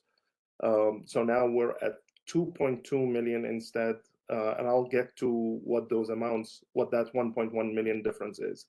But anyway. John, hold on one second, John, before you go into the numbers, into the details. When the budget was being put together, we had some overarching themes and goals. And those were to make sure the budget was balanced or that there was a surplus, to improve the conditions of our public housing units to get them utilized, increase utilization on both public housing and HCV, and most importantly is to improve the level of customer satisfaction that we provide to all of our clients, owners, and stakeholders. Next slide. Thank you. There Thank you you, go. Director Jenkins. Yeah, and so the FY24 budget continues the upward trend financially for the Housing Authority. When we got here in FY21, the agency had a $6.4 million deficit in its budget. And since then, it has been steadily going up year by year. And so for FY24, we are definitely pleased to announce that our budget will have a $2.2 million surplus. The FY23, for example, showed an $800,000 surplus. We did include the financials for Q3. We are on track to get that surplus by the end of 23. So those numbers are definitely going to happen by the end of the year. Jenna, could you please show the capital, I think, is the next one? Yep. And so our capital funding, and I do want to remind our commissioners here that this is the operating budget. Anything that is capital funding is not included in the operating budget that we have to approve today before we start with the new fiscal year, FY24, and we have to submit to it by the end of this month. That doesn't include the capital spending because those are multi-year expenditures and contracts. But excuse me. But we did include this table that shows the funding, the capital funding from FY21 to FY24, and that also has been increasing. So we will see an increase of about $9 million in FY24 as opposed to 21. Similarly, the surplus in our operating budget is actually about $9 million between 21 and 24. So as a summary, let's move on to the next slide. As a summary for our revenue is actually increasing from $568 million in FY23 to $617 million in FY24. Most of those increases are in the HAP, both federal and local, but we do have similar increases in other programs, including public housing. This year's budget actually is based on the leadership's view that we are listening to the residents and the complaints, and we are definitely investing a lot more than we did before in both public housing and housing choice vouchers. And we're trying to ramp up our occupancy, and that will translate into those higher numbers that you see over here. In the next slide, we're going to show the expenses. And that's again comparing 23 and 24. The number that you see here, the 615, again, that's $1.1 million over what we presented to you in July, in our July meeting. And that difference, that $1.1 million difference is mainly HCVP eligibility determinations, PMO eligibility determinations, and waitlist reopening, as well as some additional funds that we need for the implementation of YARDI, which, as you know, is our goal to go live by the beginning of October, but we would require some more support post go live. So with that being said, we are definitely showing healthy financials, both on the actual and the budget side.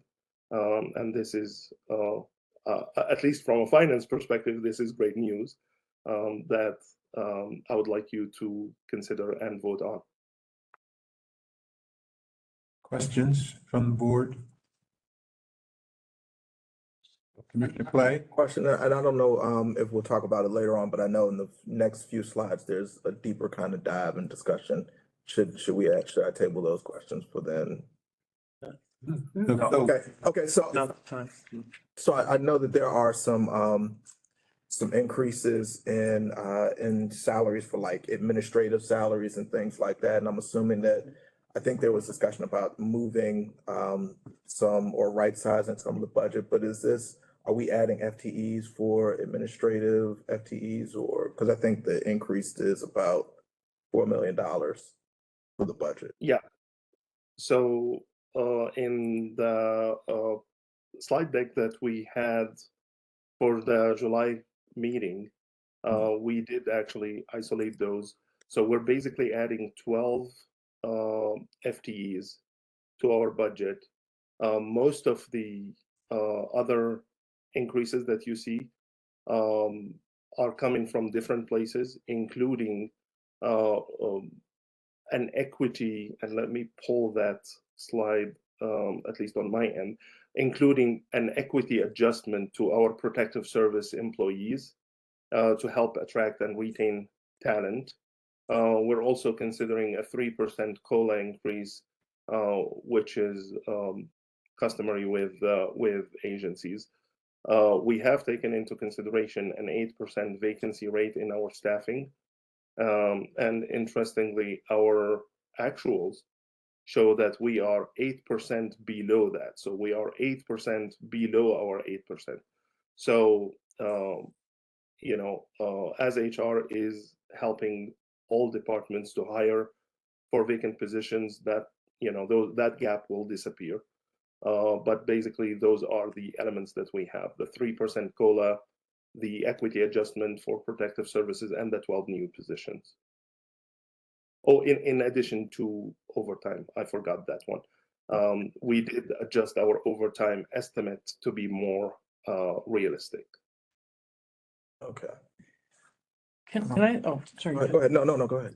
Did that answer your question? Yeah. All right. You sure? Yeah. I guess I had a question about the relationship between occupancy and the additional money that we expect to see from additional occupancy. And I guess where I get a little anxious is there are some assumptions here about increased occupancy in your financial model here. And I know we've been eager to see an uptick in occupancy, and we haven't really seen it yet. I know there's a lot of moving parts, and it seems like hopefully we're on the verge of seeing a real increase in occupancy. But it's one thing to sort of come back month after month with a hope that it's going to go up versus coming back month after month with a budget that really requires it to go up to hit the budget goal. And so I guess my question is, how confident are we that we're going to hit that goal, and who within the agency is sweating this number, knowing that there is a hard budget target dependent on hitting, but it's not just some aspirational thing that we hope for. It has to be hit or we start to not balance our budget. Absolutely agree with you. This is something that we're all challenged with, making sure that we manage the budget and hit this target.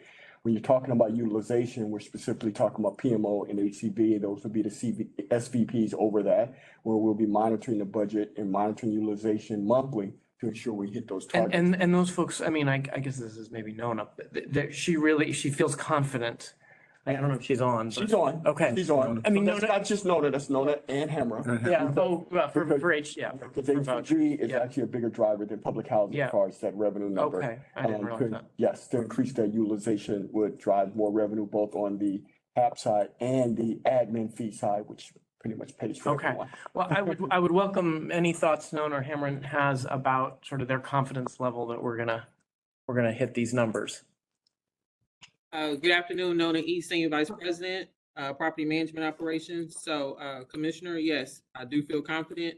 The past year, my team has been working to build the memory in reference, foundation in reference to pulling people from the wait list and getting them housed. And that budget actually includes increase in reference to us monthly leasing of, I think, 50 to 60 families per month. And in the report that we provided earlier, we have 19, close to 1,900 families that are waiting for unit offers. So we're confident that we'll be able to hit that budget. Great. If you're confident, I'm confident, Nona. Thank you. I want to add here for the commissioners and the public that the budget process is not done in isolation. It's not finance making up those numbers. We sit with each stakeholder, we sit with each department. And so the numbers you see are basically the translation of all those long meetings and agreements that we come up with, and whether those estimates are higher than they should be or lower than they should be. And so it has been, a long journey. We start the budget process usually in April, and it's definitely a process. So those numbers that you see here are the culmination of all those meetings with PMO, HCV, OCP, and other stakeholders within the agency to make sure that everything is what it should be. That's great. And Commissioner, just so you know, spoke with the team about that. We were conservative in our utilization. We weren't overly aggressive because of the history and the challenges that we're facing. So yeah, those are conservative numbers. We're hoping to surpass those. Commissioner Jones, you had a question? Yeah, this is all great to hear, but are there some sort of performance metrics tied to this? Because those are the results. I am a huge fan of that. And I've actually There actually started the is process. No, because I live by numbers. I started the process with HCV. We're rolling out performance metrics, and we haven't had a chance to roll that out to public housing.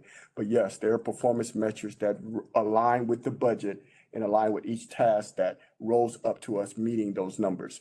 And once we finalize those, we'll be rolling them out to all staff. We would also have to include union and HR in that conversation because those would affect them as well. But yes, to your question. All right, so then I got a follow-up. The performance period starts when? Well, is it October or is it would be a January? fiscal year, but we can look and see if it's a calendar year. But typically it's fiscal year. Right, no. My question is, does it start in October? Does it start in January? Does it start in July? What's the fiscal year for the housing authority? October. All right. No, I wanted it to be stated for the record. That's what I'm saying. All right. October 1st, right? And we're talking about performance metrics, right? That will be incorporated at some point in time in the upcoming. Well, they will not be out by October 1st. Like I said, I worked with the HCV department already, and we define what some of those metrics would look like. We have to get them finalized and signed off. And then we'll move on. Well, the agency will move on to public housing to start developing those performance metrics. Okay. Thank you. Okay, excellent. Any other questions, Commissioner Clay? I do have a follow-up question. I'm sorry.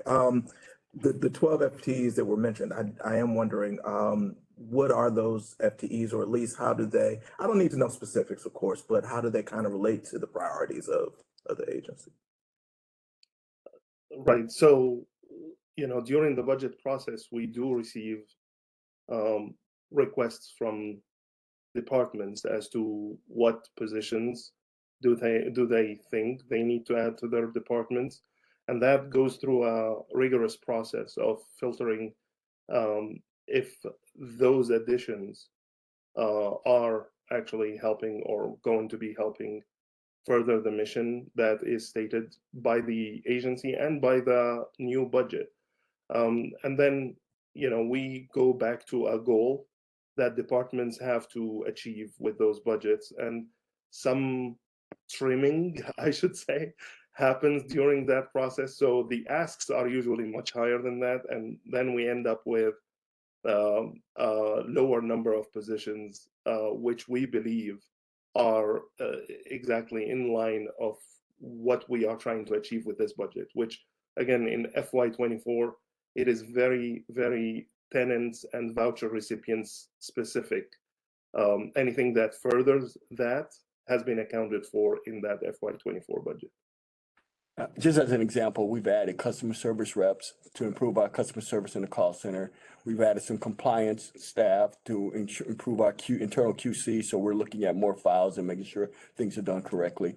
And we're looking at a policy office where we can respond to inquiries more quicker from the media and from other external stakeholders. So those are all in line with our goals that we talked about up front. Okay. So did that answer your question? It does. I do have, I'm sorry, but I'm just looking at the layout of the numbers, because when I look at the detail, I see administrative salary jumps by about 4 million. And I see the increase in protective services, which all of that makes sense, but that's what I hear. John, I know he talked about tenant services, that doesn't really jump that much at all. So how does that kind of break out work? Are the customer service folks, are they administrative services people, or I'm just trying to tie kind of that explanation back to where I see the breakout in the budget. Right. So I think there is. That's our staff. I think tenant services, that's a different item. That's not related to our staff providing service to the tenants. Correct. That's and even the. Okay. Yeah. Okay. And even the protective services line item that you're looking at, Commissioner, it's Yeah. actually the contracted protective services, not the ones employed by us. Everybody who's employed by the housing authority is actually in that salaries line item. And I think it Admin maybe is services line confusing item. that it's Okay. called administrative. Okay, gotcha. Because in this detail, there's salaries, and maybe I'm looking at a different screen. There's salaries, and then under salaries, administrative salaries, tenant services salaries, utility salaries, maintenance salaries. And so that's where I'm looking, where I see all under salaries. Administrative salaries has about a 4 million jump. Protective services has about almost a 2 million increase, which again, I think is just helpful if there is a increase in protective services, just to say we're adding, looking to add more officers, or just interested in seeing how that kind of plays out. Right. So I apologize. I was looking at the condensed version that I have presented a moment ago. But yeah, if you need a breakdown of each one of those line items, we can provide that. As for protective salaries, as I said, it's not an increase in the number of personnel, but it's just the equity adjustment that we are anticipating for FY24. Great. Thank you. Thank you. Sure. Other questions? Question? Okay. So if there are no questions, the chair will entertain a motion to approve the FY 2024 operating budget. Motion. Second? Second. Second. Any further discussion? If there's no further discussion, we'll have a roll call vote on. Thank you. Commissioner Lee? Yes. Thank you. Commissioner Jones? Yes. Thank you. Commissioner Harris? Yes. Thank you. Commissioner Dickerson? Yes. Thank you. Commissioner Murphy? Yes. Thank you. Commissioner Silla? Yes. Thank you. Commissioner Blackson? Yes. Thank you. And Chairman Skinner? Yes. Thank you. You have 8 yes. The resolution is approved. Okay, thank you. So then we'll move on to the next two resolutions, 2340 and 2341. These resolutions were considered in the Capital Projects Committee, and Commissioner Murphy chairs that committee. So I'm going to ask him to, and his team from Capital Projects, to present these two resolutions. Thank you, Mr. Chair. We've got two resolutions to consider today from the Capital Projects Committee. The first one is a contract that we're proposing with Gordian Group. This is for in support of our JOC program. This is the initiative by which we, going back to our earlier conversation, by which we utilize contractors on an indefinite qualified basis to go in and do significant repairs, not unit by unit, but these are typically larger projects like a roof repair or an HVAC repair.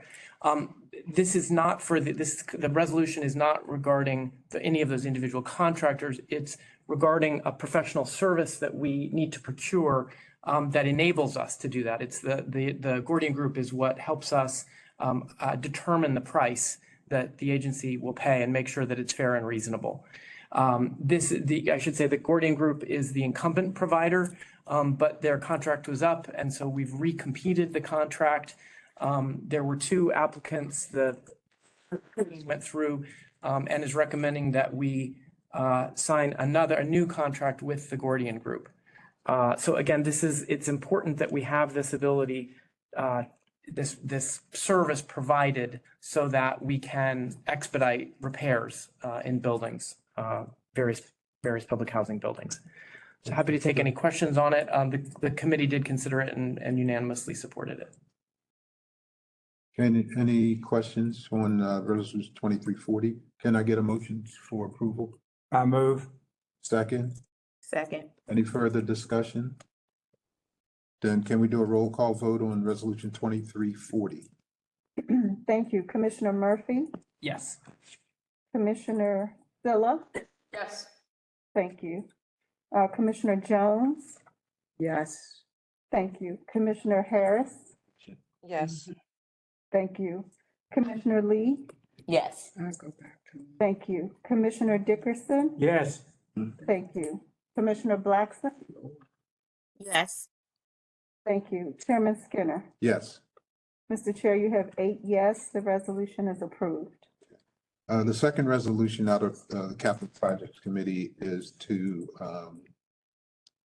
authorize the executive director to negotiate a right to negotiate, exclusive right to, with the developer for the Sibley Townhome project. So this project will sound familiar to folks. You may remember earlier this year, the board approved an application to HUD for the demo dispo of the parking lot behind Sibley Towers. This is for those of us who joined us for the Sibley Tower listening session. It's the parking lot right behind the townhome, behind the tower, between the tower and the townhome. The demo dispo application to HUD for the townhomes themselves had been previously approved by the prior board. So what we did earlier this year is say that we could potentially use this extra land to expand the project. Now, the team is coming and asking for a resolution that would authorize them to negotiate a term sheet essentially with the developer who has applied to redevelop the site. Unfortunately, there was only one applicant, so that's sort of the bad news. The good news is the team feels fairly good about this developer. It is, they're not a local firm, but they have increasing experience working in DC because they have been the team that has been working over at Sursum Corda, the private development that's just adjacent to this site. And so what the team says is that their work at Sursum Corda has been effective. It's come in on time. People seem happy with it. So it does make some sense that we would see if we can't work out a deal with this particular developer. And I would emphasize that any, bill that the team works out with the developer would come back to us for additional review and approval down the road. So we're asking for your authorization to allow the ED and the team to see if they can't negotiate a deal. So what is the development team proposing on the site? That John or Andre, do you want to talk any of the specifics about what they're proposing?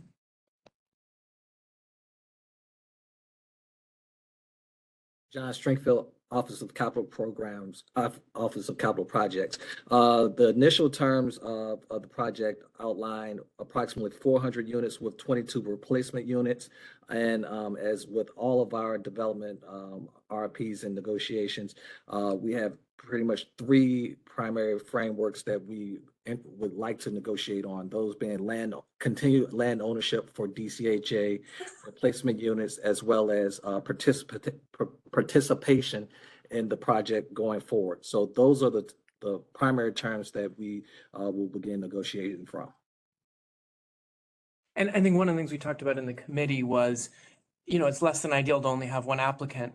I think the team doesn't feel that they have to get something done. If they can't get something done on reasonable terms that get the job done at a reasonable price and et cetera, then we'll slow down on this one, but I think they want to have a chance to see if we can't negotiate a good deal that would allow us to move forward, that I think would be in everyone's interest if we can get there. But I don't think the team feels artificial pressure to do a deal on bad terms. Right, and I just want to reemphasize that this is the first step, as you mentioned, Commissioner Murphy. We will bring back the terms, the preliminary terms, hopefully in the next 120 days, and then after that, we'll move forward with the next steps in the development process for this project. I would hope that given what you've already gone through in terms of the RFP process and reviewing their proposal and discussions since you reviewed your proposal, that you should be pretty close to having a deal that you can live with. So anyway, hopefully we can get this done pretty quickly. So at this point, Chair will entertain a motion to approve Resolution 2341. Make a motion. Second, Commissioner Dickerson. Any further discussion? So we'll take a roll call vote on Resolution 2341. Thank you. Commissioner Harris? Yes. Thank you. Commissioner Lee? Yes. Thank you. Commissioner Blackson? Commissioner Blackson? I'll circle back. Commissioner Jones? Yes. Thank you. Commissioner Silla? Yes. Thank you. Commissioner Dickerson? Yes. Thank you. Commissioner Murphy? Yes. Thank you. Circling back to Commissioner Blackson, are you there? Yes, I'm here. I was Okay. thinking. Yes. Okay, thank you. And Chairman Skinner? Yes. Thank you, Mr. Chair. You have 8 yes, the resolution is approved. Okay, so the next two resolutions, 2345, 2346, are coming out of the Operations and Administrative Committee, which is chaired by Commissioner Jones. So I'll ask her and her team to present the resolution. So the Committee for Operations and Administrative Services met on September the 8th. And as a result of that committee meeting, we are recommending Resolution 2345, which is the renewal of DCHA's insurance policies. And this provides general liability insurance, property insurance, automobile, flood, boiler, machinery, professional liability insurance for the attorneys, cybersecurity liability, nonprofit management liability, employee dishonesty, and property general liability insurance for the agency for fiscal year 2024 and $413,922. What about directors and officers insurance for the board? I didn't hear you mention that. Feel better. It's there, okay. It is there. Insuring everybody and everything, okay? Everybody and everything. So with the insurance, I'm Jim Dickerson, with the insurance going up everywhere, how much of an increase is this from previous year? Pretty significant. Pretty significant? So A double or triple? No, it's not that. It's not double. the budget, the line item in the budget went up a lot. Yeah, it did. This is Lori Bonds, Senior Vice President and General Counsel. So there was an approximate increase of $264,839 from fiscal year 23 to what we anticipate for fiscal year 24. Again, these are estimates because until we actually go to the market, we don't know exactly what it is, but these are estimates that we get from the brokers of how much it will be. Driving the change. Thank you. This would be for starting the fiscal year October 1st? Yes, correct. So we don't have a lapse in coverage, right? We will not have a lapse. We will not have a lapse in coverage. Okay. As long as we approve this resolution today. Right. Yes. Okay, having said that, the chair will entertain a motion to approve resolution 2345 so we can be covered by insurance. Motion. Commissioner Lee, motion second. Commissioner Harris, second. Commissioner Harris, second. Any further discussion? Then we'll take a roll call vote on resolution 2345. Thank you. Commissioner Dickerson? Yes. Thank you. Commissioner Harris? Yes. Thank you. Commissioner Silla? Yes. Thank you. Commissioner Blackson? Thank you. Commissioner Murphy? Yes. Thank you. Commissioner Jones? Yes. Thank you. Commissioner Lee? Yes. Thank you. Chairman Skinner? Yes. Chair, you have 8 yes, the resolution is approved. Okay, so next is Resolution 2346. Commissioner Jones? Yes, so the committee also recommends that the board consider this for approval. It's to enter into an agreement, into a long-term subsidy contract for projects awarded from the Department of Housing and Community Development during their FY 21 RFP period. And those projects, Cost associated with that is, okay, and those projects are, Yeah, on this one, it would be helpful. I don't really understand this. the process. Yeah, and I don't particularly have any. Subsidy, sort of, I don't know. Yeah, I don't have any concerns, but it would just be helpful if somebody could just sort of explain to us because it's unclear why DHCD, what our role is versus their role. So maybe this is a council legislative special. Right, so Okay. we're coming before you to request authorization to actually submit these documents to the council. So we need authorization from the board, and then before we can enter into the long-term subsidy contracts, we do need council approval. But just to give you background, this is the local rent supplement programs. It's LRFP. right, and it's the project sponsor based. At the inception of the program, we did our own solicitations and went through our own process, but over the years, we developed a consolidated RFP process where we would have subsidy, capital, and service dollars, because LRSP is really geared towards the 30% of AMI and below, so it's for PSH units. And so now we're refining, yes, permanent supportive housing, I'm sorry. So we're further refining the process where DHCD, because the consolidated no-for process is run by DHCD. So they're the ones that do the initial threshold. The Housing Authority still administers the local rent supplement program. So we are the ones confirming whether it's rent reasonable. We are the ones who are also doing the eligibility for the households, and we're administering the contract. And so this is the kind of evolution of the process. So the DHCD runs the RFP, they do the review, the threshold review for the project, the viability. We confirm for the subsidy request that it's within our, within our administrative plan, within the voucher program rules.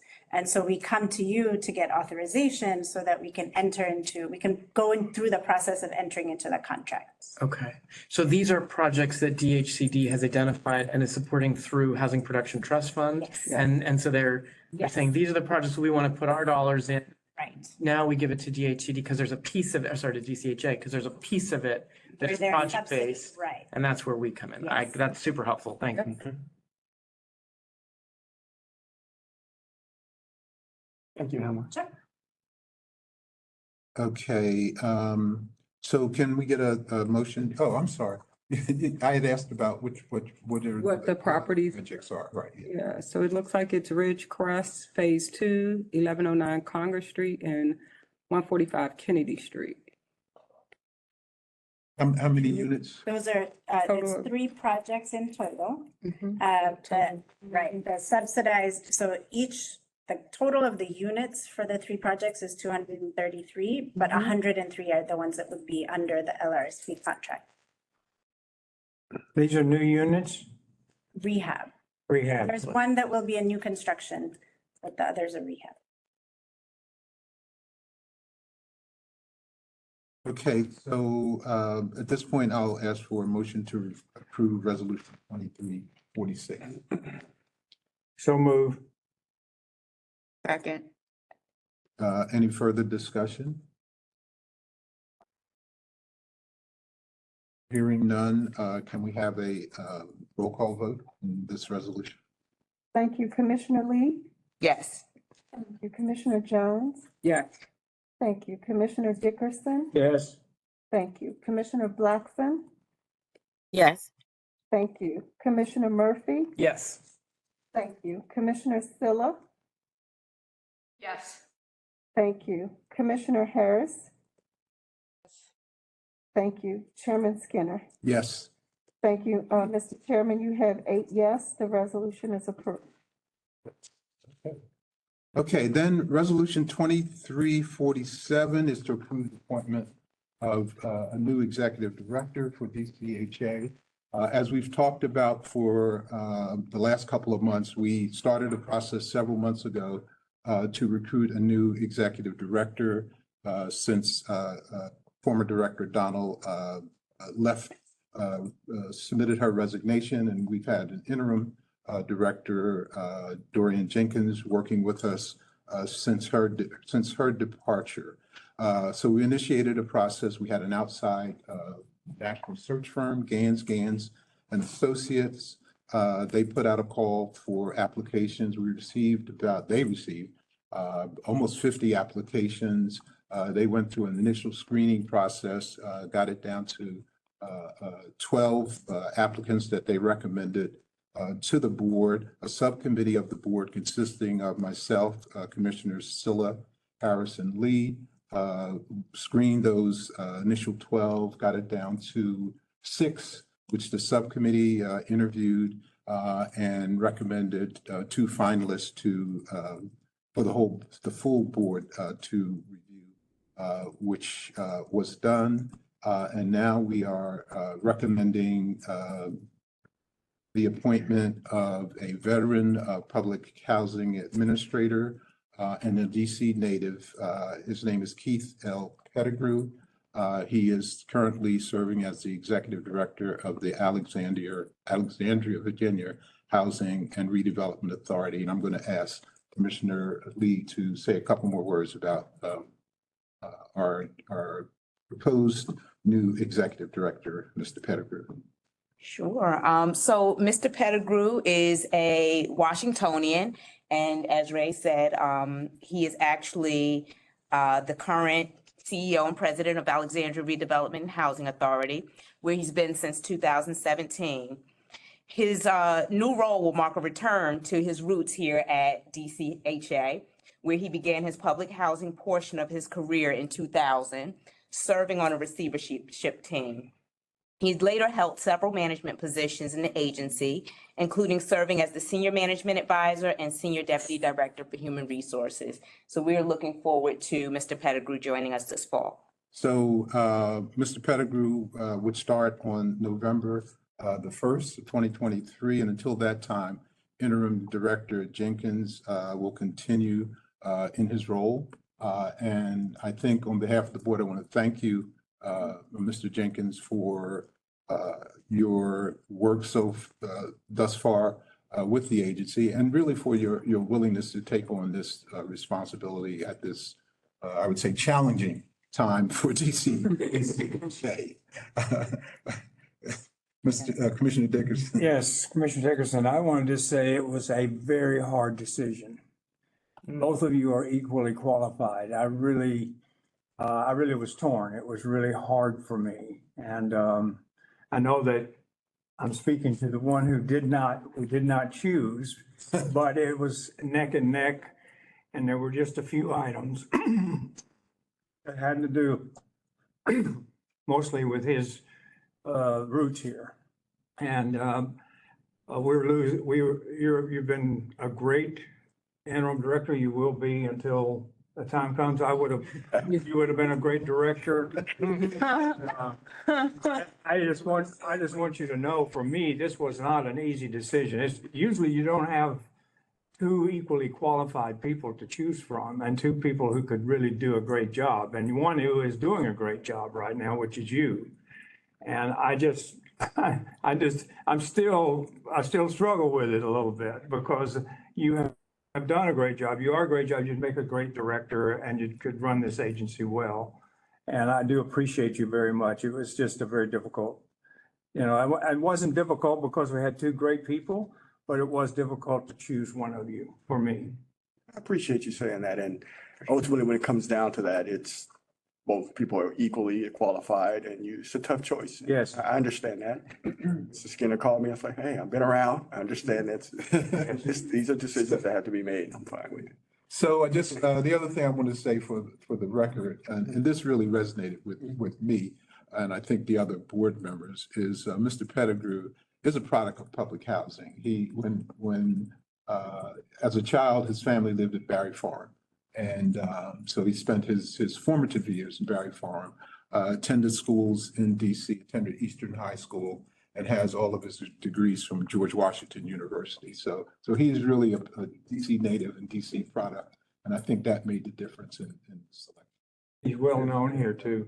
I'm sorry? He is well known here Yes, yes. by professionals in the field and others. Commissioner Clay. I just wanted to applaud the search committee. As it's already been noted, we really were presented with, as a full board, two amazing candidates.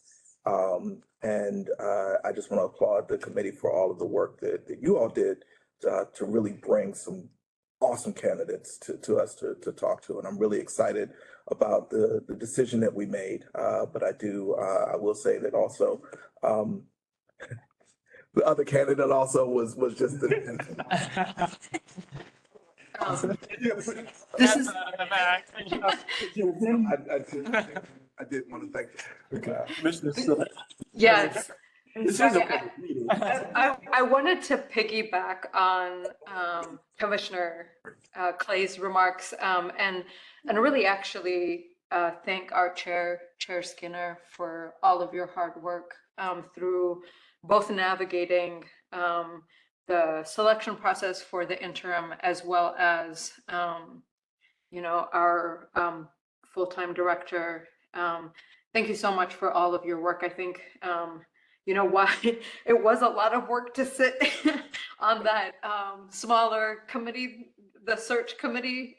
And so I don't even want to imagine the kind of work that you were doing on your end.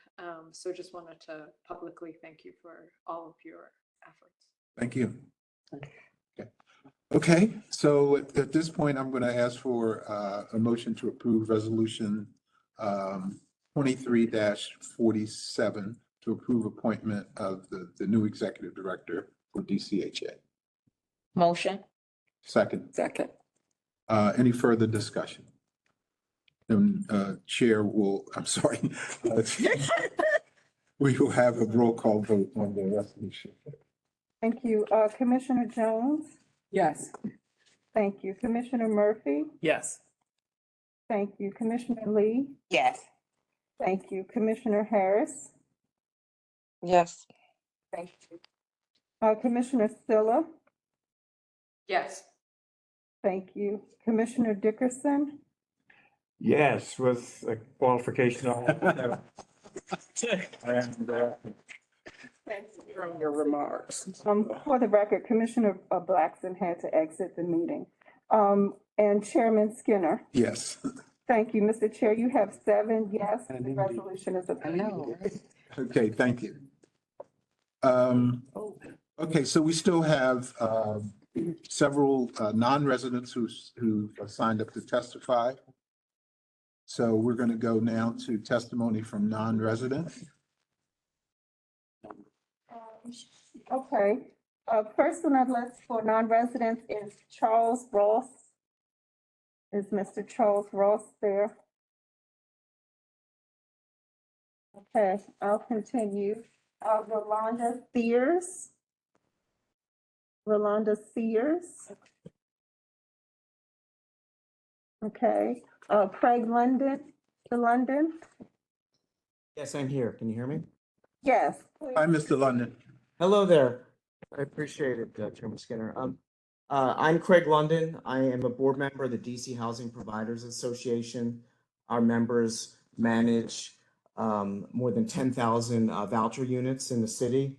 For starters, I would like to thank Director Jenkins. We've received a lot of very favorable reports and a lot of favorable feedback on all the work that he's been doing. It's a tough job trying to change the tires on a bus that's driving down the highway at 60 miles an hour. And I'm sure somebody's going to get lucky and he's going to be their next hire. I do want to mention one particular thing that's a critical issue that I want DCHA to think about is there's a bill that's really a dark cloud forming over the voucher program. It's a bill that's going through the city council from Councilman Fruman will cap the voucher rents at the rent control amounts, which will result in a 30 to 50% reduction in voucher rents for many parts of the city. It's going to have the effect of essentially a red line for voucher tenants, particularly in Northwest. And DCHA, it really needs to get in front of this issue and express to the council how hard it's going to be for voucher tenants to actually find a good place to live if the rents are going to be that much lower than market, especially in light of all the incredible hours and energy spent with the whole rent reasonableness rollout, which is basically going to be set aside, and it's just rent control is going to be the governing maximum rent for vouchers. This is a major, major issue that I have not heard very many people at DCHA talk about. One thing that I would recommend is to reach out to OTA. I think DCHA's got to do a stronger job of communicating with OTA. OTA is relied upon by the city council to give their opinion in matters such as this. And a lot of the information that OTA has about how DCHA determines rents are old, they're outdated. They think you're still using the neighborhood rents. And for that reason, they're submitting draft legislation to combat the old system. So a short presentation, a few phone calls, some meetings with OTA might help to re-educate exactly what the rent reasonableness is designed to do and what the devastating impact on the choice that voucher tenants will have if the rents are dropped by 30 to 50%. Finally, I would like to mention something that I've spoken to before. I really think DCHA should reestablish their working groups on a monthly basis that includes landlords with an opportunity to meet in person with DCHA executives strictly to deal with operational issues. There's a lot of things that happen in the trenches on the front lines that don't get properly communicated up to the executives that are making operational decisions. And this is a real good way to get some direct feedback. Our goal would always be to give suggestions and solutions whenever there's feedback. Thank you, Mr. London. Yes, we're well aware of the proposed bill from Councilmember Fruman, and I believe the staff has had some discussions with council staff. With council staff, we had testimony, and we'll continue to work on this from our end because we did speak with Mr. London and his team, and we also share his concerns. Okay, thank you. Thank you very much. Thank you. Next is Mr. Lee Simon. Mr. Simon?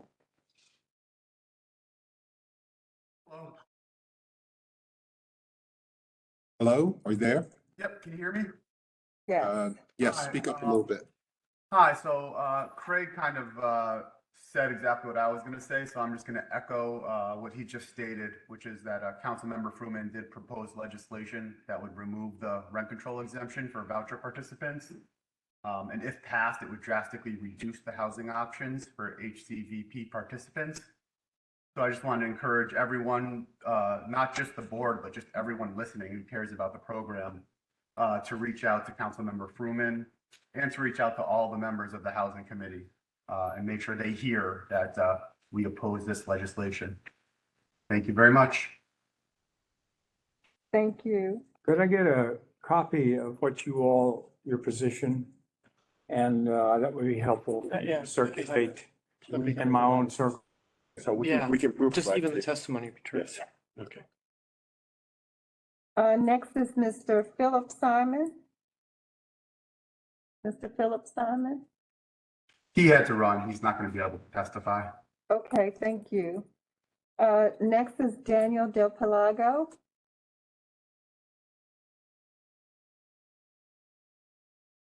Good afternoon, I'm here. Good afternoon. Good afternoon. Thank you. Good afternoon. My name is Daniel Del Pielago, and I work with Empower DC. We work with public housing residents around the city. For a few months now, we've been working with residents at Garfield Terrace family property. We've heard from a couple of them today. We've actually interacted with residents there since initial plans were made for a redevelopment at that property. For years now, residents have been told that a redevelopment of the property was coming. Promises have been made about resident involvement and the ability to return to the redeveloped property. For a year now, also, residents have been relocated through mandatory transfers. Most recently, the 8 remaining families or occupied units are facing similar issues. The majority have received mandatory transfers to Woodland Terrace in Ward 8. Some luckily have had their name come up on the voucher wait list. The residents who have received transfers to Woodland Terrace are very concerned about the impending move. The Woodland Terrace neighborhood does not compare to the Garfield Terrace neighborhood when it comes to proximity to retail, recreational options, and general public amenities. Woodland, unfortunately, has a high rate of crime and violence as compared to Garfield Terrace. This makes residents very uneasy about that move. I've also heard from residents that they received little help in this move. Unanswered calls, unhelpful responses have been the norm. We feel residents need more help in these times of upheaval, not letting them go at it alone. Lastly, I want to broach a topic that has come out of this tumult. What future involvement will these remaining Garfield Terrace residents have in the future of the property? Will they be involved in the future redevelopment plans? How so? Do they have a right of return to a redeveloped property? Our concern is that since mandatory transfers have been used for this subset of residents, but also for many in the past years, who will help to shape this project and who will return from the resident end? If they have the rights to the future, any rights to the future site, how and where are they codified? We feel that displaced residents should have a right of return and should be a part of any future redevelopment plans. We hope the board will help in this process, as otherwise this project will be shaped solely by developers. Thank you. Thank you, Mr. Del Plaga. So I say on behalf of the board, my understanding is that for all of our projects, the residents who are displaced will have a right to return. So I just want to put that on the record. But the only thing though, on the issue of being more responsive, I'm going to put that on the staff. I know we as a board hear a lot of complaints about responsiveness. So I want to just to tee that up again and make sure that the staff hears that again. We need to be more responsive, particularly in cases like this where I know there's a limited number of tenants who are left that have to be relocated. So we should make sure we focus on them and get their needs taken care of. Thank you, Chair Skinner. The only thing I'll flag is that, as I mentioned, residents are being moved through mandatory transfers, meaning that they are not waiting until a demo dispo application is approved and all of those sort of rights kick in for residents. So if this group of folks, the folks in the past have been moved under mandatory transfers, do they have any right to a development project that's in the future? I hope that, folks that have been moved through a mandatory transfer, which is essentially you have to move because your conditions are so bad, are granted a right of return and are able to help shape the future of this project.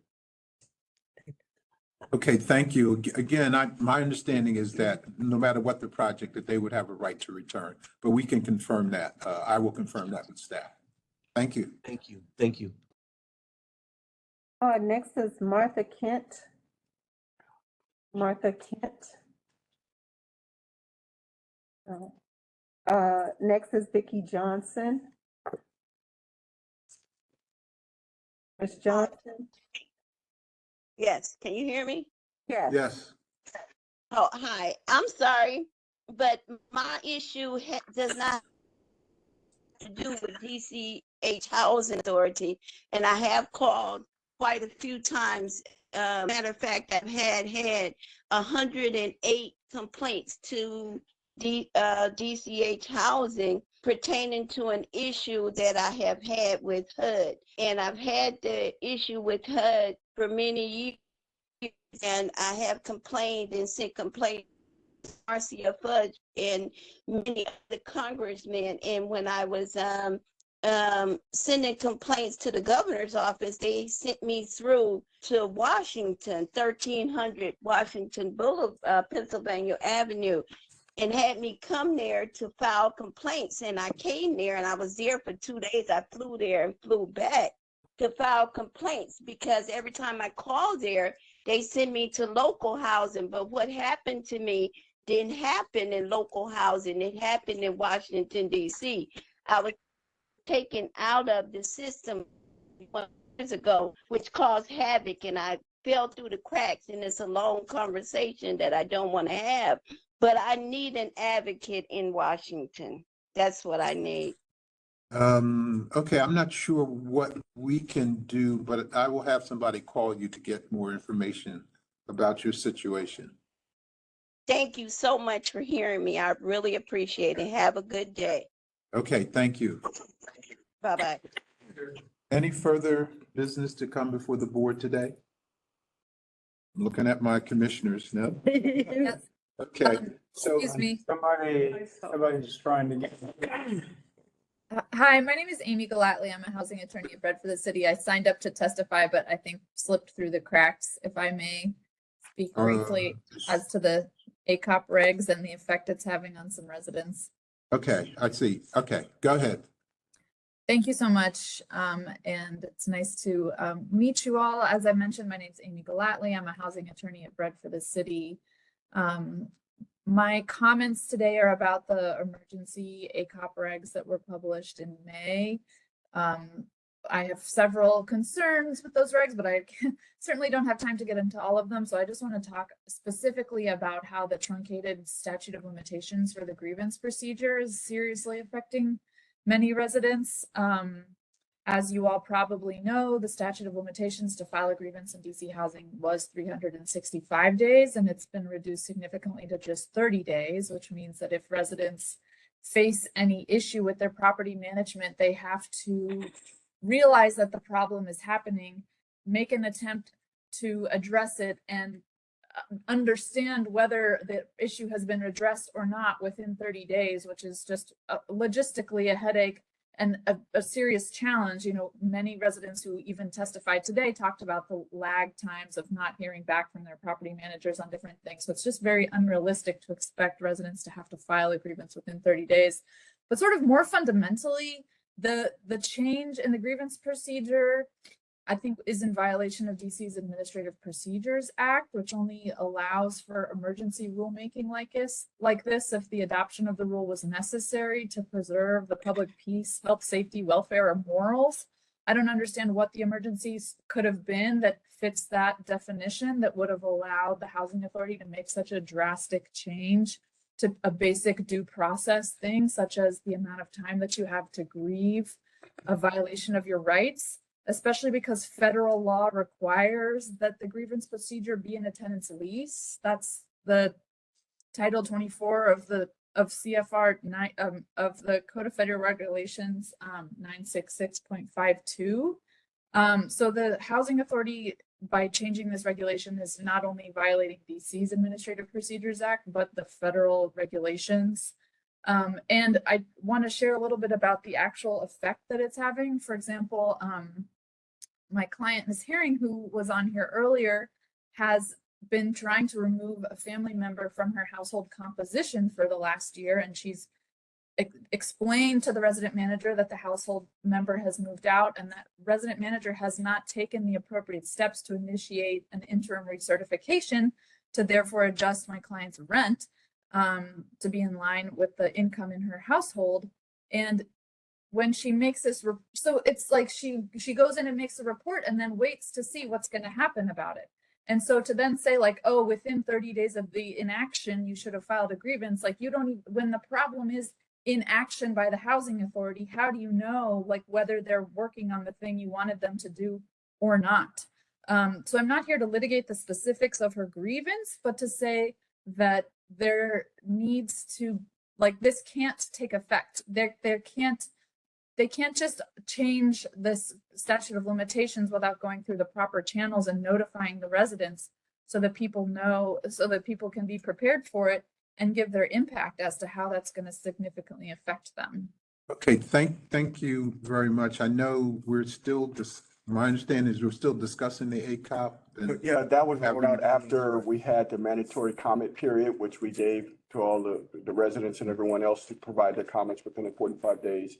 But we're also going back through that process with stakeholders. Okay, looking that's at the ACOP and the admin plan. Right, yeah. Okay, so there's still an opportunity to have input on that process. So I'm sorry. So if we're still in the midst of the notice procedure, then why are our grievances being rejected from the Office of Fair Hearings for not having the proper statute of limitations? It's implemented. It's It's been implemented. Right. It is implemented. We're following the current ACOP, but now we're in the process of reviewing it again, taking into account some of the stakeholder feedback. We actually had stakeholders in the room as we're revisiting the policies that were updated in the ACOP.